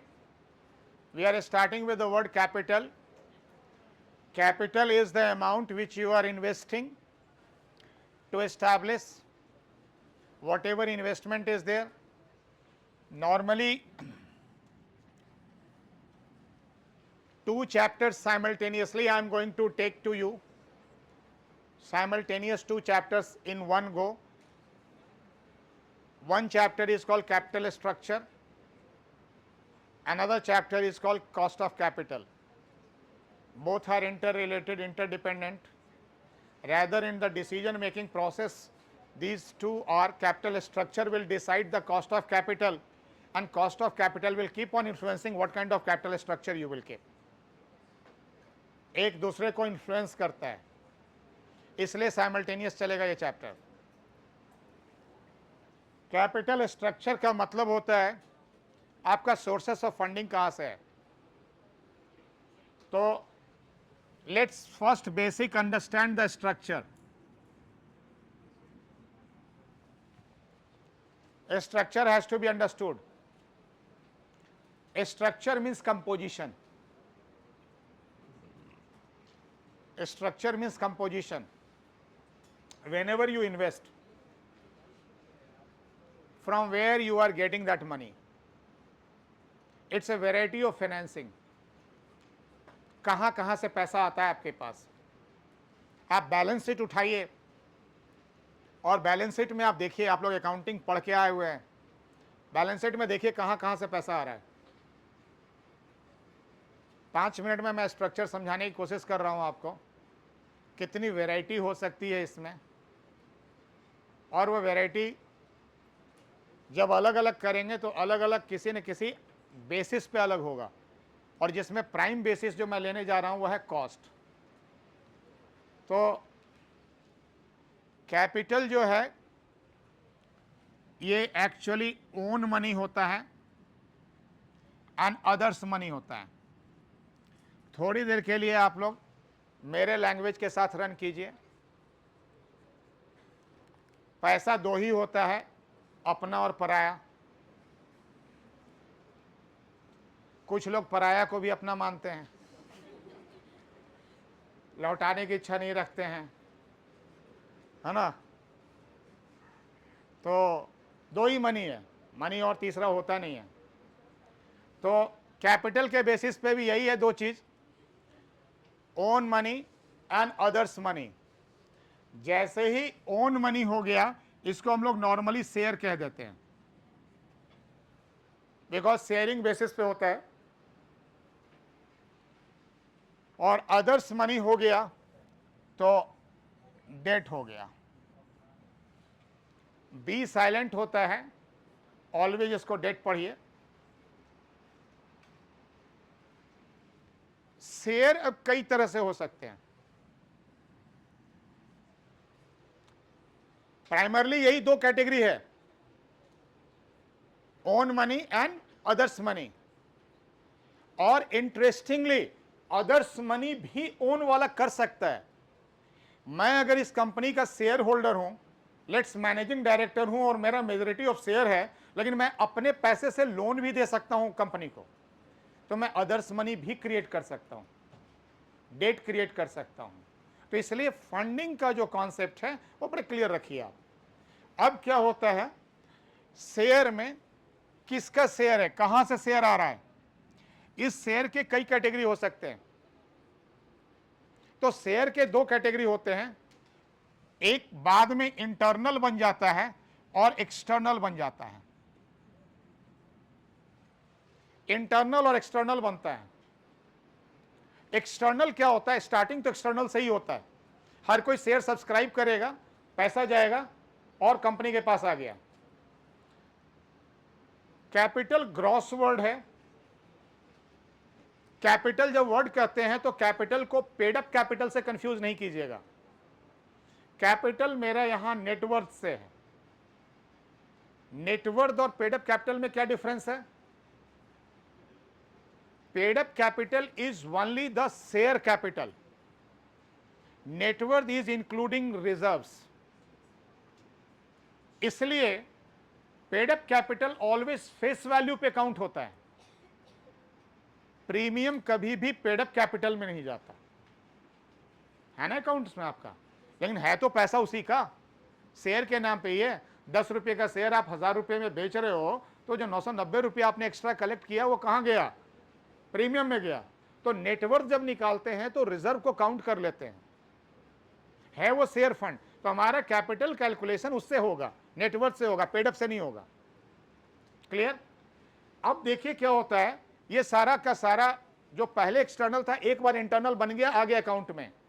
1 साल आपने काम किया, काम करने के बाद जिसकी लेनी देनी है सब पूरा कर लिया आपने, everyone has been paid and the amount is called profit after tax. PAT हो गया। इवन गलती से अगर कोई पुरानी कोई प्रेफरेंस शेयर्स भी है, उसको भी आपने प्रेफरेंस डिविडेंड दे दिया, पैट माइनस प्रेफरेंस डिविडेंड। अब वो पैसा है किसका? शेयर होल्डर का। अब शेयर होल्डर डिसाइड करे उसको कैसे लेना है। अगर पूरा का पूरा पैसा निकाल लेना है, it is called 100% dividend distribution. Distribution chapter में dividend policy will decide how you will make it. अगर 100% रिटेन कर लेना है, रिटेन अर्निंग और a bifurcation of the two. जब डिस्ट्रीब्यूट करते हैं तो बाहर चला गया, लेकिन जैसे ही रिटेन करते हैं पैसा था किसका? शेयर होल्डर का। Retain earning is your internal. Again share बढ़ गया, आपका अमाउंट बढ़ा ना, कैपिटल बढ़ गया ना। अगर मान लीजिए कि आपके पास प्रॉफिट के नाम पे 1000 करोड़ आया, 1000 करोड़ में 300 करोड़ आपने बांट दिया, 700 करोड़ ऐड कर दिया, 700 करोड़ तो बढ़ गया आपका, कैपिटल आ गया इंटरनली। लेकिन क्या मुफ्त में है? कभी भी याद रखिएगा, फाइनेंस के डिक्शनरी में फ्री वर्ड नहीं होता। आज तक मुझे मिला नहीं है, मैं ढूंढ रहा हूं। किसी न किसी को पे करना पड़ता है, उसका कॉस्ट है। कोई रिसोर्स आज तक इकोनॉमिक्स में फ्री होता ही नहीं है। कभी केजरीवाल साहब से मुलाकात होगी, पूछ लूंगा फ्री कहां से आता है। फाइनेंस में फ्री नहीं है। No resources could be without any charge. तो अब क्वेश्चन उठता है कि ये जो पूरा का पूरा आप पेमेंट किए, इंटरनल आ गया आपके पास। एक्सटर्नल क्या हो गया? मुझे अब जरूरत है, सपोज कीजिए मेरा रनिंग बिजनेस है और मुझे जरूरत है 10,000 करोड़ की। 10,000 crore more I want to invest on some project. 1000 crore हो, 10,000 करोड़ हो, जो भी अमाउंट है, 100 करोड़ हो, आप ले रहे हैं। कहां से आएगा पैसा? तो मुझे अब वो 10,000 करोड़ कंप्लीट करना है, जिसमें मान लीजिए कि मेरे पास 1500 करोड़ का जो है वो रिटेन अर्निंग आ गया। It is internal financing. What we call it? Internal financing. तो 10,000 करोड़ में अगर 1500 करोड़ इंटरनल हो गया, इसका मतलब 15% हो गया इंटरनल। एक सोर्स आ गया। कैपिटल स्ट्रक्चर चैप्टर में और भी आप करेंगे। आपने कोई प्रिंसिपल अडॉप्ट किया है, कोई फिलॉसफी अडॉप्ट किया है कि आप कितना डेट, कितना इक्विटी रखोगे। That is called debt equity ratio, और कैपिटल स्ट्रक्चर को डिटरमिन करेगा। मान लीजिए अभी मैं चल रहा हूं कि 4:6 का रेशियो रखूंगा, 2:3 का रेशियो। 2:3 मतलब 10,000 करोड़ में 4,000 करोड़ मैं इक्विटी से लाऊंगा और 6,000 करोड़ में बोरो करूंगा। ये मेरा प्लान है। क्यों प्लान है? वो कैपिटल स्ट्रक्चर की थ्योरी। क्यों मैं ऐसा सोच रहा हूं? मेरा कैपिटल स्ट्रक्चर कैसे बनेगा? तो 4,000 करोड़ मेरे पास इक्विटी के फॉर्म में आना चाहिए और 6,000 करोड़ डेट के फॉर्म में आना चाहिए। 4,000 के इक्विटी में से 1,500 करोड़ जो है, 1,500 करोड़ मेरा ऑलरेडी रिटेन अर्निंग आ गया। मुझे बाहर से कितना चाहिए अब? 2,500 करोड़। 2,500 करोड़ का मैं इक्विटी रेज करूंगा। क्लियर? अब वो इक्विटी रेज करूंगा मैं 2,500 करोड़ में। ऐसा भी हो सकता है कि 1,000 करोड़ मैं डोमेस्टिक मार्केट से रेज कर लूं, दूसरा 1,000 करोड़ मैं फॉरेन मार्केट से रेज कर लूं, और 500 करोड़ मैं सिर्फ इंस्टीट्यूशन से रेज करूं इक्विटी के फॉर्म में। उसको QIP कहते हैं। QIP stands for qualified institutional placements. अलग अलग तरीके से। अभी फिलहाल आप मान लीजिए कि 2,500 करोड़, तो आपको 10,000 करोड़ में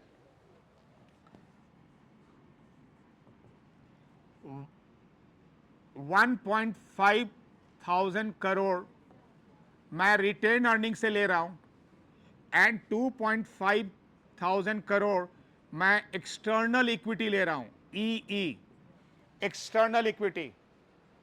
अब जब दोनों इक्विटी है तो अलग अलग क्यों लिख रहे हैं? इसलिए क्योंकि दोनों का कॉस्ट अलग अलग होगा। अगर 100 रुपया मैंने रिटेन अर्निंग लिया तो 100 का 100 मेरे पास अवेलेबल है, 100 rupees is available to me. लेकिन अगर 100 रुपया मैं बाहर से रेज कर रहा हूं तो उसको रेज करने में मुझे कॉस्ट आ रहा है, and that is called flotation cost. क्या कॉस्ट कहलाता है? Flotation cost.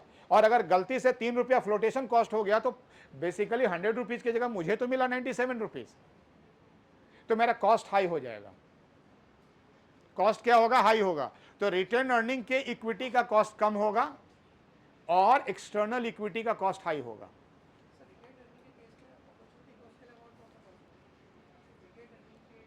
जो नॉर्मल इक्विटी का कॉस्ट है, जो इन्वेस्टर एक्सपेक्ट कर रहा है, याद रखिएगा डेट से ऑलवेज इक्विटी कॉस्टली होता है। सबसे कॉस्टली अगर कोई आइटम है तो इक्विटी है, और जो इन्वेस्टर के एक्सपेक्टेशंस है, that is what our cost is there, which we are going to anyway pay to them. Clear? वरना वो इन्वेस्ट नहीं करेगा, इसलिए वो इक्विटी का कॉस्ट इंपॉर्टेंट है। लेकिन अभी फिलहाल मैं कॉस्ट ऑफ कैपिटल के पॉइंट ऑफ व्यू से उसको डिफरेंशिएट कर रहा हूं। मैं रिटेन अर्निंग और जो एक्सटर्नल इक्विटी है, वो दोनों के बीच में डिफरेंस क्या है कि रिटेन अर्निंग में 100% कैश आपके पास है, आपने बांटा ही नहीं है, और दूसरी तरफ आप ले रहे हो तो लेने का चार्ज है, उसका जो पूरा फ्लोटेशन कॉस्ट है, आप मर्चेंट बैंकर को दोगे, रेगुलेटर को दोगे, आप प्रिंटर को दोगे, पब्लिशर को दोगे, आप सारे जितने एजेंट है बीच में, so call all entire market facilitators, everyone will get a share from them. Issue का प्राइस है, इशू रेज करने का एफपीओ है, एफपीओ का प्राइस है आपका, वो आप पे करोगे, तो वो पे करने के बाद जो आपको मिलता है वो कॉस्ट बनेगा, इक्विटी का है। एक्सटर्नल अगर रेज कर रहे हैं तो हो सकता है कॉस्ट कुछ और बढ़ जाए, आप रोड शो करने जा रहे हो, एडवर्टीजमेंट करने जा रहे हो, वो सबका कॉस्ट है, तब आपके पास फंड आएगा। क्लियर? उसी तरह से डेट में आइए। अब डेट मुझे कितना करना है, ये तो 4 हो गया, 6 मुझे डेट करना है। 6 में मैं बराबर बराबर हिस्सा रखना चाहता हूं, 3000 करोड़ 3000 करोड़ का मैं डेट फाइनेंशियल इंस्टीट्यूशन से लेना चाहता हूं। गए बैंक से बात किया, बोले भैया मुझे 3000 करोड़ दे दो। एक बैंक हो, कंसोर्शियम ऑफ बैंक हो, ग्रुप्स ऑफ बैंक्स हो, जो भी है, जैसे भी है वो सेपरेट है, वो अभी right now are not concern, our concern is we are taking them.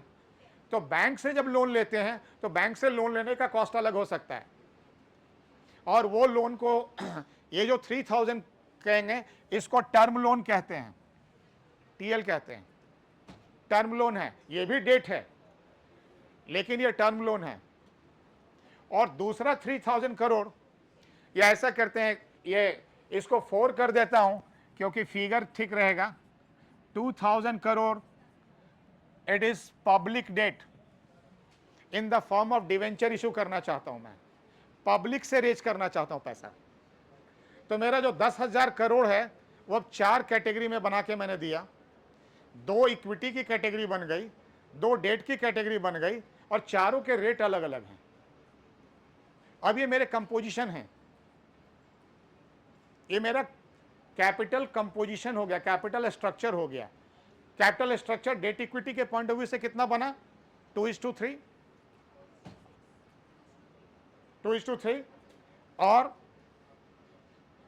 जो इक्विटी के अंदर क्या बना, retain earning, internal and external equity.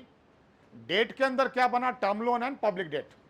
Public debt क्या होगा, डिवेंचर होगा, यहां भी हमें फिर एक्स्ट्रा कॉस्ट होगा, और सर्टेन गाइडलाइन होंगे। गाइडलाइन आपके corporate restructuring subject, entire guideline will say कि आप पब्लिक से जब पैसा उठाने जाओगे तो क्या क्या फॉर्मेलिटी पूरी करनी है। 18 मंथ से ऊपर की मैच्योरिटी रखोगे तो आपको पहले क्रेडिट रेटिंग करवानी पड़ेगी, बिना रेटिंग का आप रेज नहीं कर सकते फंड, समझ रहे हैं। इन्वेस्टमेंट ग्रेड होना चाहिए, BBB से ऊपर होना चाहिए, ये सब सारा आपको करना पड़ेगा। लेकिन आगे पढ़ेंगे, अभी नहीं, यहां जरूरत नहीं। यहां हमें सिर्फ इतना जरूरत है कि ठीक है आप अलग अलग सोर्स से पैसा उठा रहे हो, सबका रेट अलग अलग है। अब इस पे मैं रेट डाल देता हूं, और वो रेट है,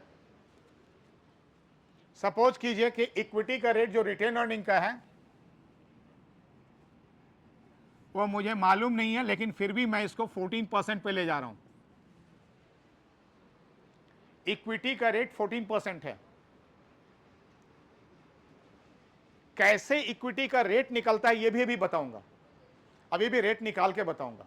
ये 14%, 13% डिपेंड करता है कैसे रेट निकलेगा। टर्म लोन जो ले रहा हूं, is it visible to all of you? Term loan जो है, टीएल जो है, टीएल का रेट मान लो मैं 9% पे निगोशिएट कर लिया, 9% पे बैंक से लोन ले रहा हूं, राइट। और पब्लिक डेट जो ले रहा हूं वो सपोज करो 10% के रेट पे ले रहा हूं। कुछ भी रेट का, जो भी रेट फाइनल हो आप ले सकते हो, ये मेरा एक एज्यूम्ड फिगर है लेकिन नियर फिगर है, इंडियन इन्वायरमेंट का फिगर है। अगर इसी डेट को मैं जापान से लेने चला जाऊं तो हो सकता है मैं 1.5% पे ले आऊंगा लोन, अगर मैं यूरोपियन मार्केट से लूंगा तो 3% पे, अमेरिकन मार्केट से लूंगा 4.5% पे मुझे लोन मिल जाएगा। तो अलग अलग कंट्री में अलग अलग तरीके से रेट है, लेकिन मेरी एलिजिबिलिटी है वहां लेने की या नहीं लेने की, वो अलग क्राइटेरिया है। फिर what kind of things are there. अभी फिलहाल आप लोग रेट के हिसाब से समझिए। तो अब रेट अगर निकालेंगे, हमारा कॉस्ट ऑफ कैपिटल 10,000 की फाइनेंसिंग का क्या हुआ, तो उसको कॉस्ट ऑफ कैपिटल में 10,000 तो एक सोर्स से नहीं आ रहा है। अगर 10,000 का 10,000 अगर पूरा का पूरा इक्विटी से आता तो 14% रेट होता। 10,000 का 10,000 अगर पूरा का पूरा टर्म लोन ले लेते तो 9% कॉस्ट हो जाता। 10,000 का 10,000 अगर डेट इशू कर देते 10% हो जाता। लेकिन अब क्या है कि नहीं, अलग अलग कंपोजिशन है, तो अब इसको वेटेड एवरेज कर दीजिए। And what is the weight? Weight बहुत आसान है, जो कंपोनेंट है divided by total. 1.5 by 10, 2.5 by 10, 15%, 25% and कितना है 40% एंड कितना है ये देखिए 15%, 25%, 40% and 20%। This is weight multiplied by rate, summation of that is called weighted average cost of capital. WACC निकल गया। निकाल के बताइए कितना है WACC।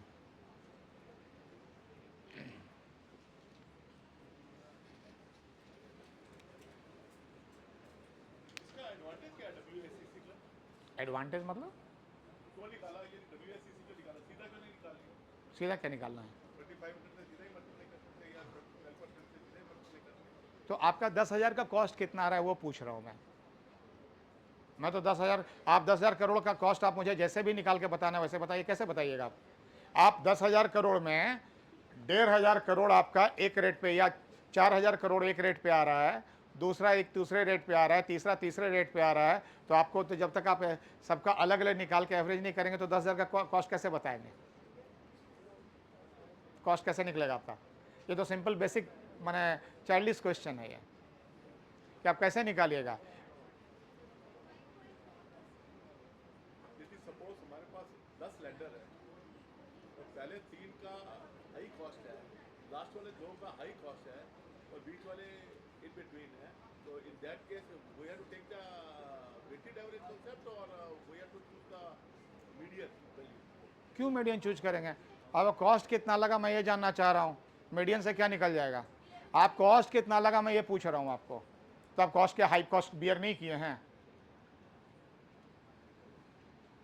आप एक टी शर्ट खरीद के लाए सर 10,000 का, एक टी शर्ट खरीद के लाए 1,000 का, 3 टी शर्ट खरीद के लाए 2,000 का, 4 टी शर्ट खरीद के लाए 7,000 का।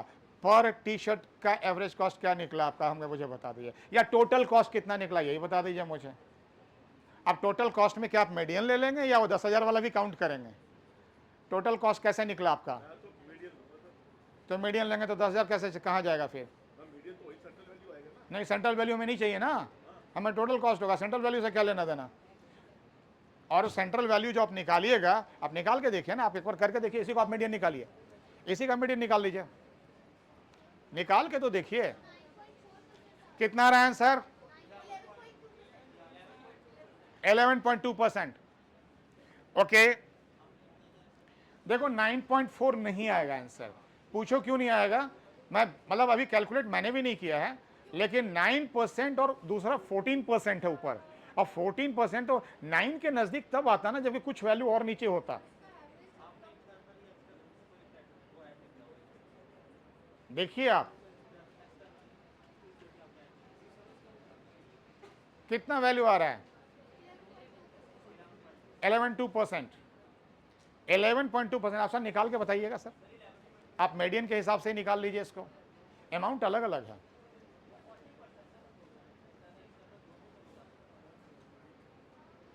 यस, सो इसका मतलब है कि 10,000 करोड़ का जो आपका फंडिंग है उसका कॉस्ट, एवरेज कॉस्ट निकल के आ रहा है 11.2%। 11.2% ऑफ 10,000 करोड़ कितना हो गया? 11.2% ऑफ 10,000 करोड़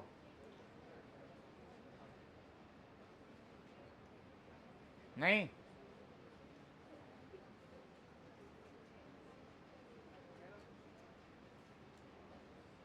11.2% का, इसका मतलब 1120 करोड़, ठीक है। इतना आपका इंटरेस्ट चला, इतना इंटरेस्ट आपका जाएगा या इतना आउटफ्लो होगा इस कॉस्ट का। अगर ये रिकवर नहीं हो रहा है तो आप कॉस्ट रिकवर नहीं कर रहे हैं।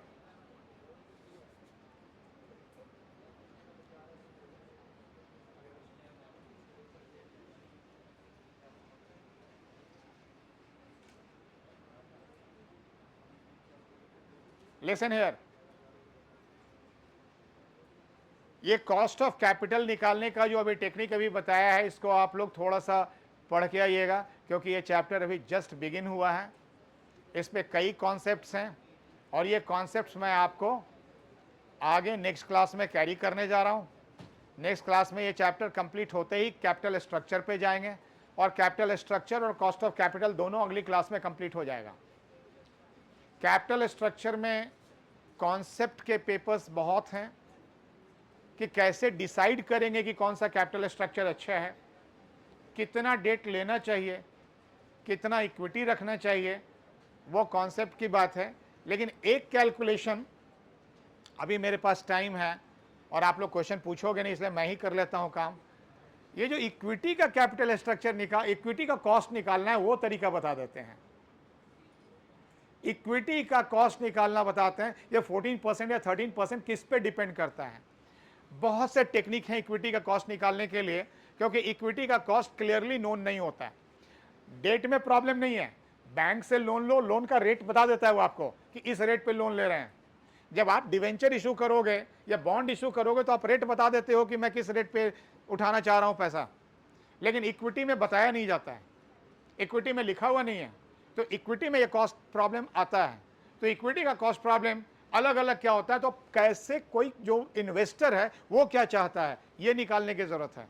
और इन्वेस्टर क्या चाहता है, तो इन्वेस्टर के चाहने में एक बहुत बड़ा फैक्टर होता है कि इन्वेस्टर एक बेस रेट चाहता है, इतना मिनिमम होना चाहिए।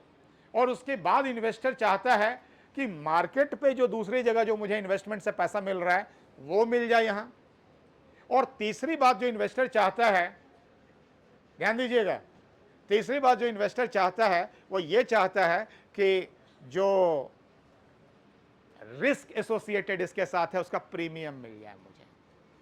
और इस पर बहुत दिनों से बहुत तरीके से काम हुआ, लेकिन सबसे सक्सेसफुल वर्क जो रहा है वो विलियम शार्प का वर्क रहा है।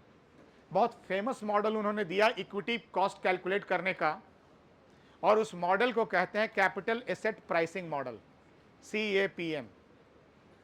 क्या मॉडल का नाम है? Capital asset pricing model. पक्का एग्जाम का क्वेश्चन है, MCQ का एक क्वेश्चन। फिर अभी तक मेरे ख्याल से 25-30 क्वेश्चन हो गए होंगे। तो क्या है कैपएम मॉडल? कैपएम मॉडल कहता है, मैं ऊपर लिख दे रहा हूं,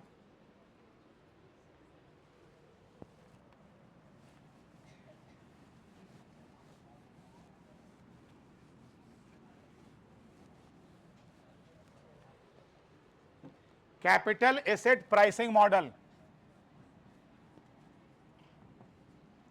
cost of equity is equal to risk free rate plus beta times return on market minus risk free rate. This is what it's there. Risk free rate, risk free rate 91 day treasury bill याद हो गया होगा। Risk free rate कम से कम चाहिए, थोड़ा equity की बात है तो मार्केट का रिटर्न भी चाहिए, that is market premium. RM minus RF is market premium. और beta means it is the risk of that company, जिस कंपनी का रिस्क है, relative measure of risk beta, covariance upon variance. Beta covariance upon variance करवा चुका हूं, मैंने कहा था मुझे जरूरत पड़ेगी इसीलिए पहले ही करवा दिया था। बीटा वैल्यू निकलेगा और बीटा अप्लाई करेंगे आप, अगर किसी का बीटा 1.2 है, जैसे देखिए आपको यहां ध्यान दीजिए, let's risk free rate is 6%, ठीक है, risk free rate is 6%, market return is से 10%, market return is 10% or risk free rate is 6%, and the company whose equity we are talking about has got a beta value of 2, beta value of 2, क्या निकलेगा cost of equity? Market का जो return है वो 10% है, नहीं 10 minus 6 पहले करोगे डियर, ब्रैकेट में है 14%, और मैंने जानबूझ के अपने जो फिगर बोल दिया उसको ला दिया, और एक्चुअली आप देखोगे तो यही सब है। मार्केट रिटर्न थोड़ा बेहतर हो सकता है, मार्केट रिटर्न मींस में भी रिटर्न फ्रॉम सेंसेक्स और निफ्टी, सेंसेक्स और निफ्टी से जो रिटर्न है। एक्सक्यूज मी प्लीज, अभी क्लास अभी खत्म नहीं हुआ है, मूव आउट।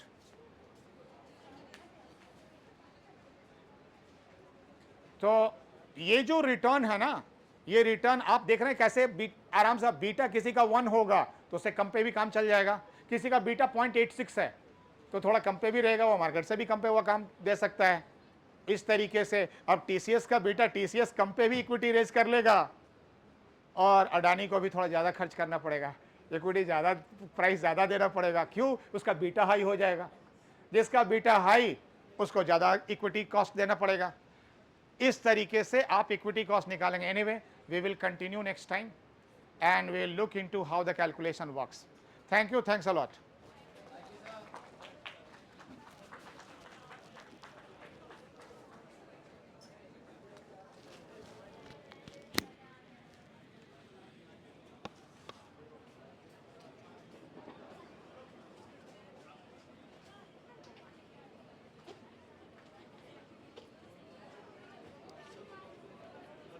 हाँ बोलिए। Sir first sir this return is 13.4 sir, minus cash flow वाला सर, जो आप अभी ये माइनस कैश फ्लो वाला था, नहीं उसका MIRR का जो बीच में मैंने 2000 माइनस कर दिया था उसकी बात कर रहा था, वो MIRR से निकालो। हाँ 13.4 आ रहा है। 13.4% आ रहा है, हाँ, तो हो सकता है। एक सेकंड सर ये क्वेश्चन था सर, जैसे हम एनपीवी जब कैलकुलेट करते हैं तो एक तो ये रहता है सर कि यहाँ पे 0 हो गया डिस्काउंटेड रेट, ठीक है सर। एक सर क्वेश्चन था, ये मेरे को प्रैक्टिकली नहीं समझ में आया सर, दिस वन, ये इसमें हम हायर पे भी सर कैसे कैलकुलेट, मतलब मैं समझ रहा हूँ सर ये एनपीवी 0 हाँ और ये डिस्काउंटेड रेट्स हैं सर। हाँ हाँ तो इस केस में जो हमारा ग्राफ मूव कर रहा है सर लाइक दिस सर, इस यहाँ पे हमारा IRR निकल गया, एनपीवी 0 हो गया, हाँ। But again sir we are accepting because we are getting the more value नहीं नहीं नहीं, प्रोजेक्ट। ये ऐसा प्रोजेक्ट में नहीं होगा। ये जो प्रोजेक्ट में होगा ना, देखो आपका जब रेट बढ़ेगा ना, रेट बढ़ने से एनपीवी कभी बढ़ेगा नहीं, ये ऑलवेज ग्राफ ऐसे रहेगा। हाँ ये वाला तो एग्री हाँ सर। नहीं तो ये ऐसे हो ही नहीं सकता ना, आप रेट बढ़ाओगे तो एनपीवी घटेगा। सर ये उसमें बुक में बोरोइंग प्रोजेक्ट बोरोइंग कंडीशन में दिया होता है। दिखाइएगा मुझे ना, ओके ओके क्योंकि आप एक चीज़ सोचो ना कि जैसे जैसे रेट बढ़ता जाएगा हाँ डिस्काउंट तो रेट मान लो घटेगा ना, तो how can it be positive? Positive हो ही नहीं सकता, यस सर। ठीक है। तो बोरोइंग वाला नेगेटिव हो जाता है, तो नेगेटिव नेगेटिव पॉजिटिव में टर्न करता है, तो बोरोइंग के पॉइंट ऑफ व्यू से बात करते हैं, ठीक है। सर मैं वो बुक लिया जो आपने सजेस्ट की थी उसमें मुझे IM पांडे। हाँ आई एम पांडे साहब का मैं क्लास भी रखवाने जा रहा हूँ, ओके ओके ठीक है ना, ठीक है क्लास भी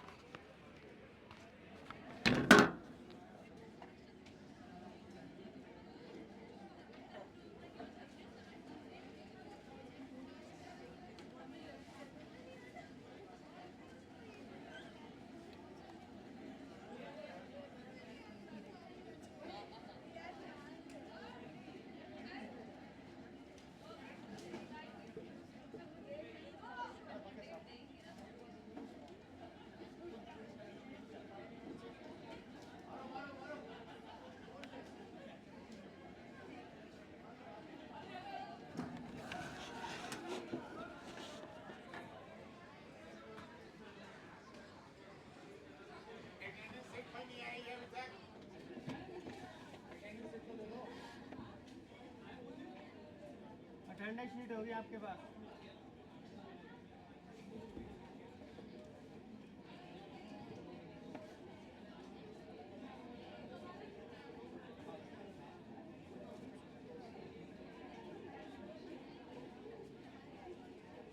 ये आ रहा है यार।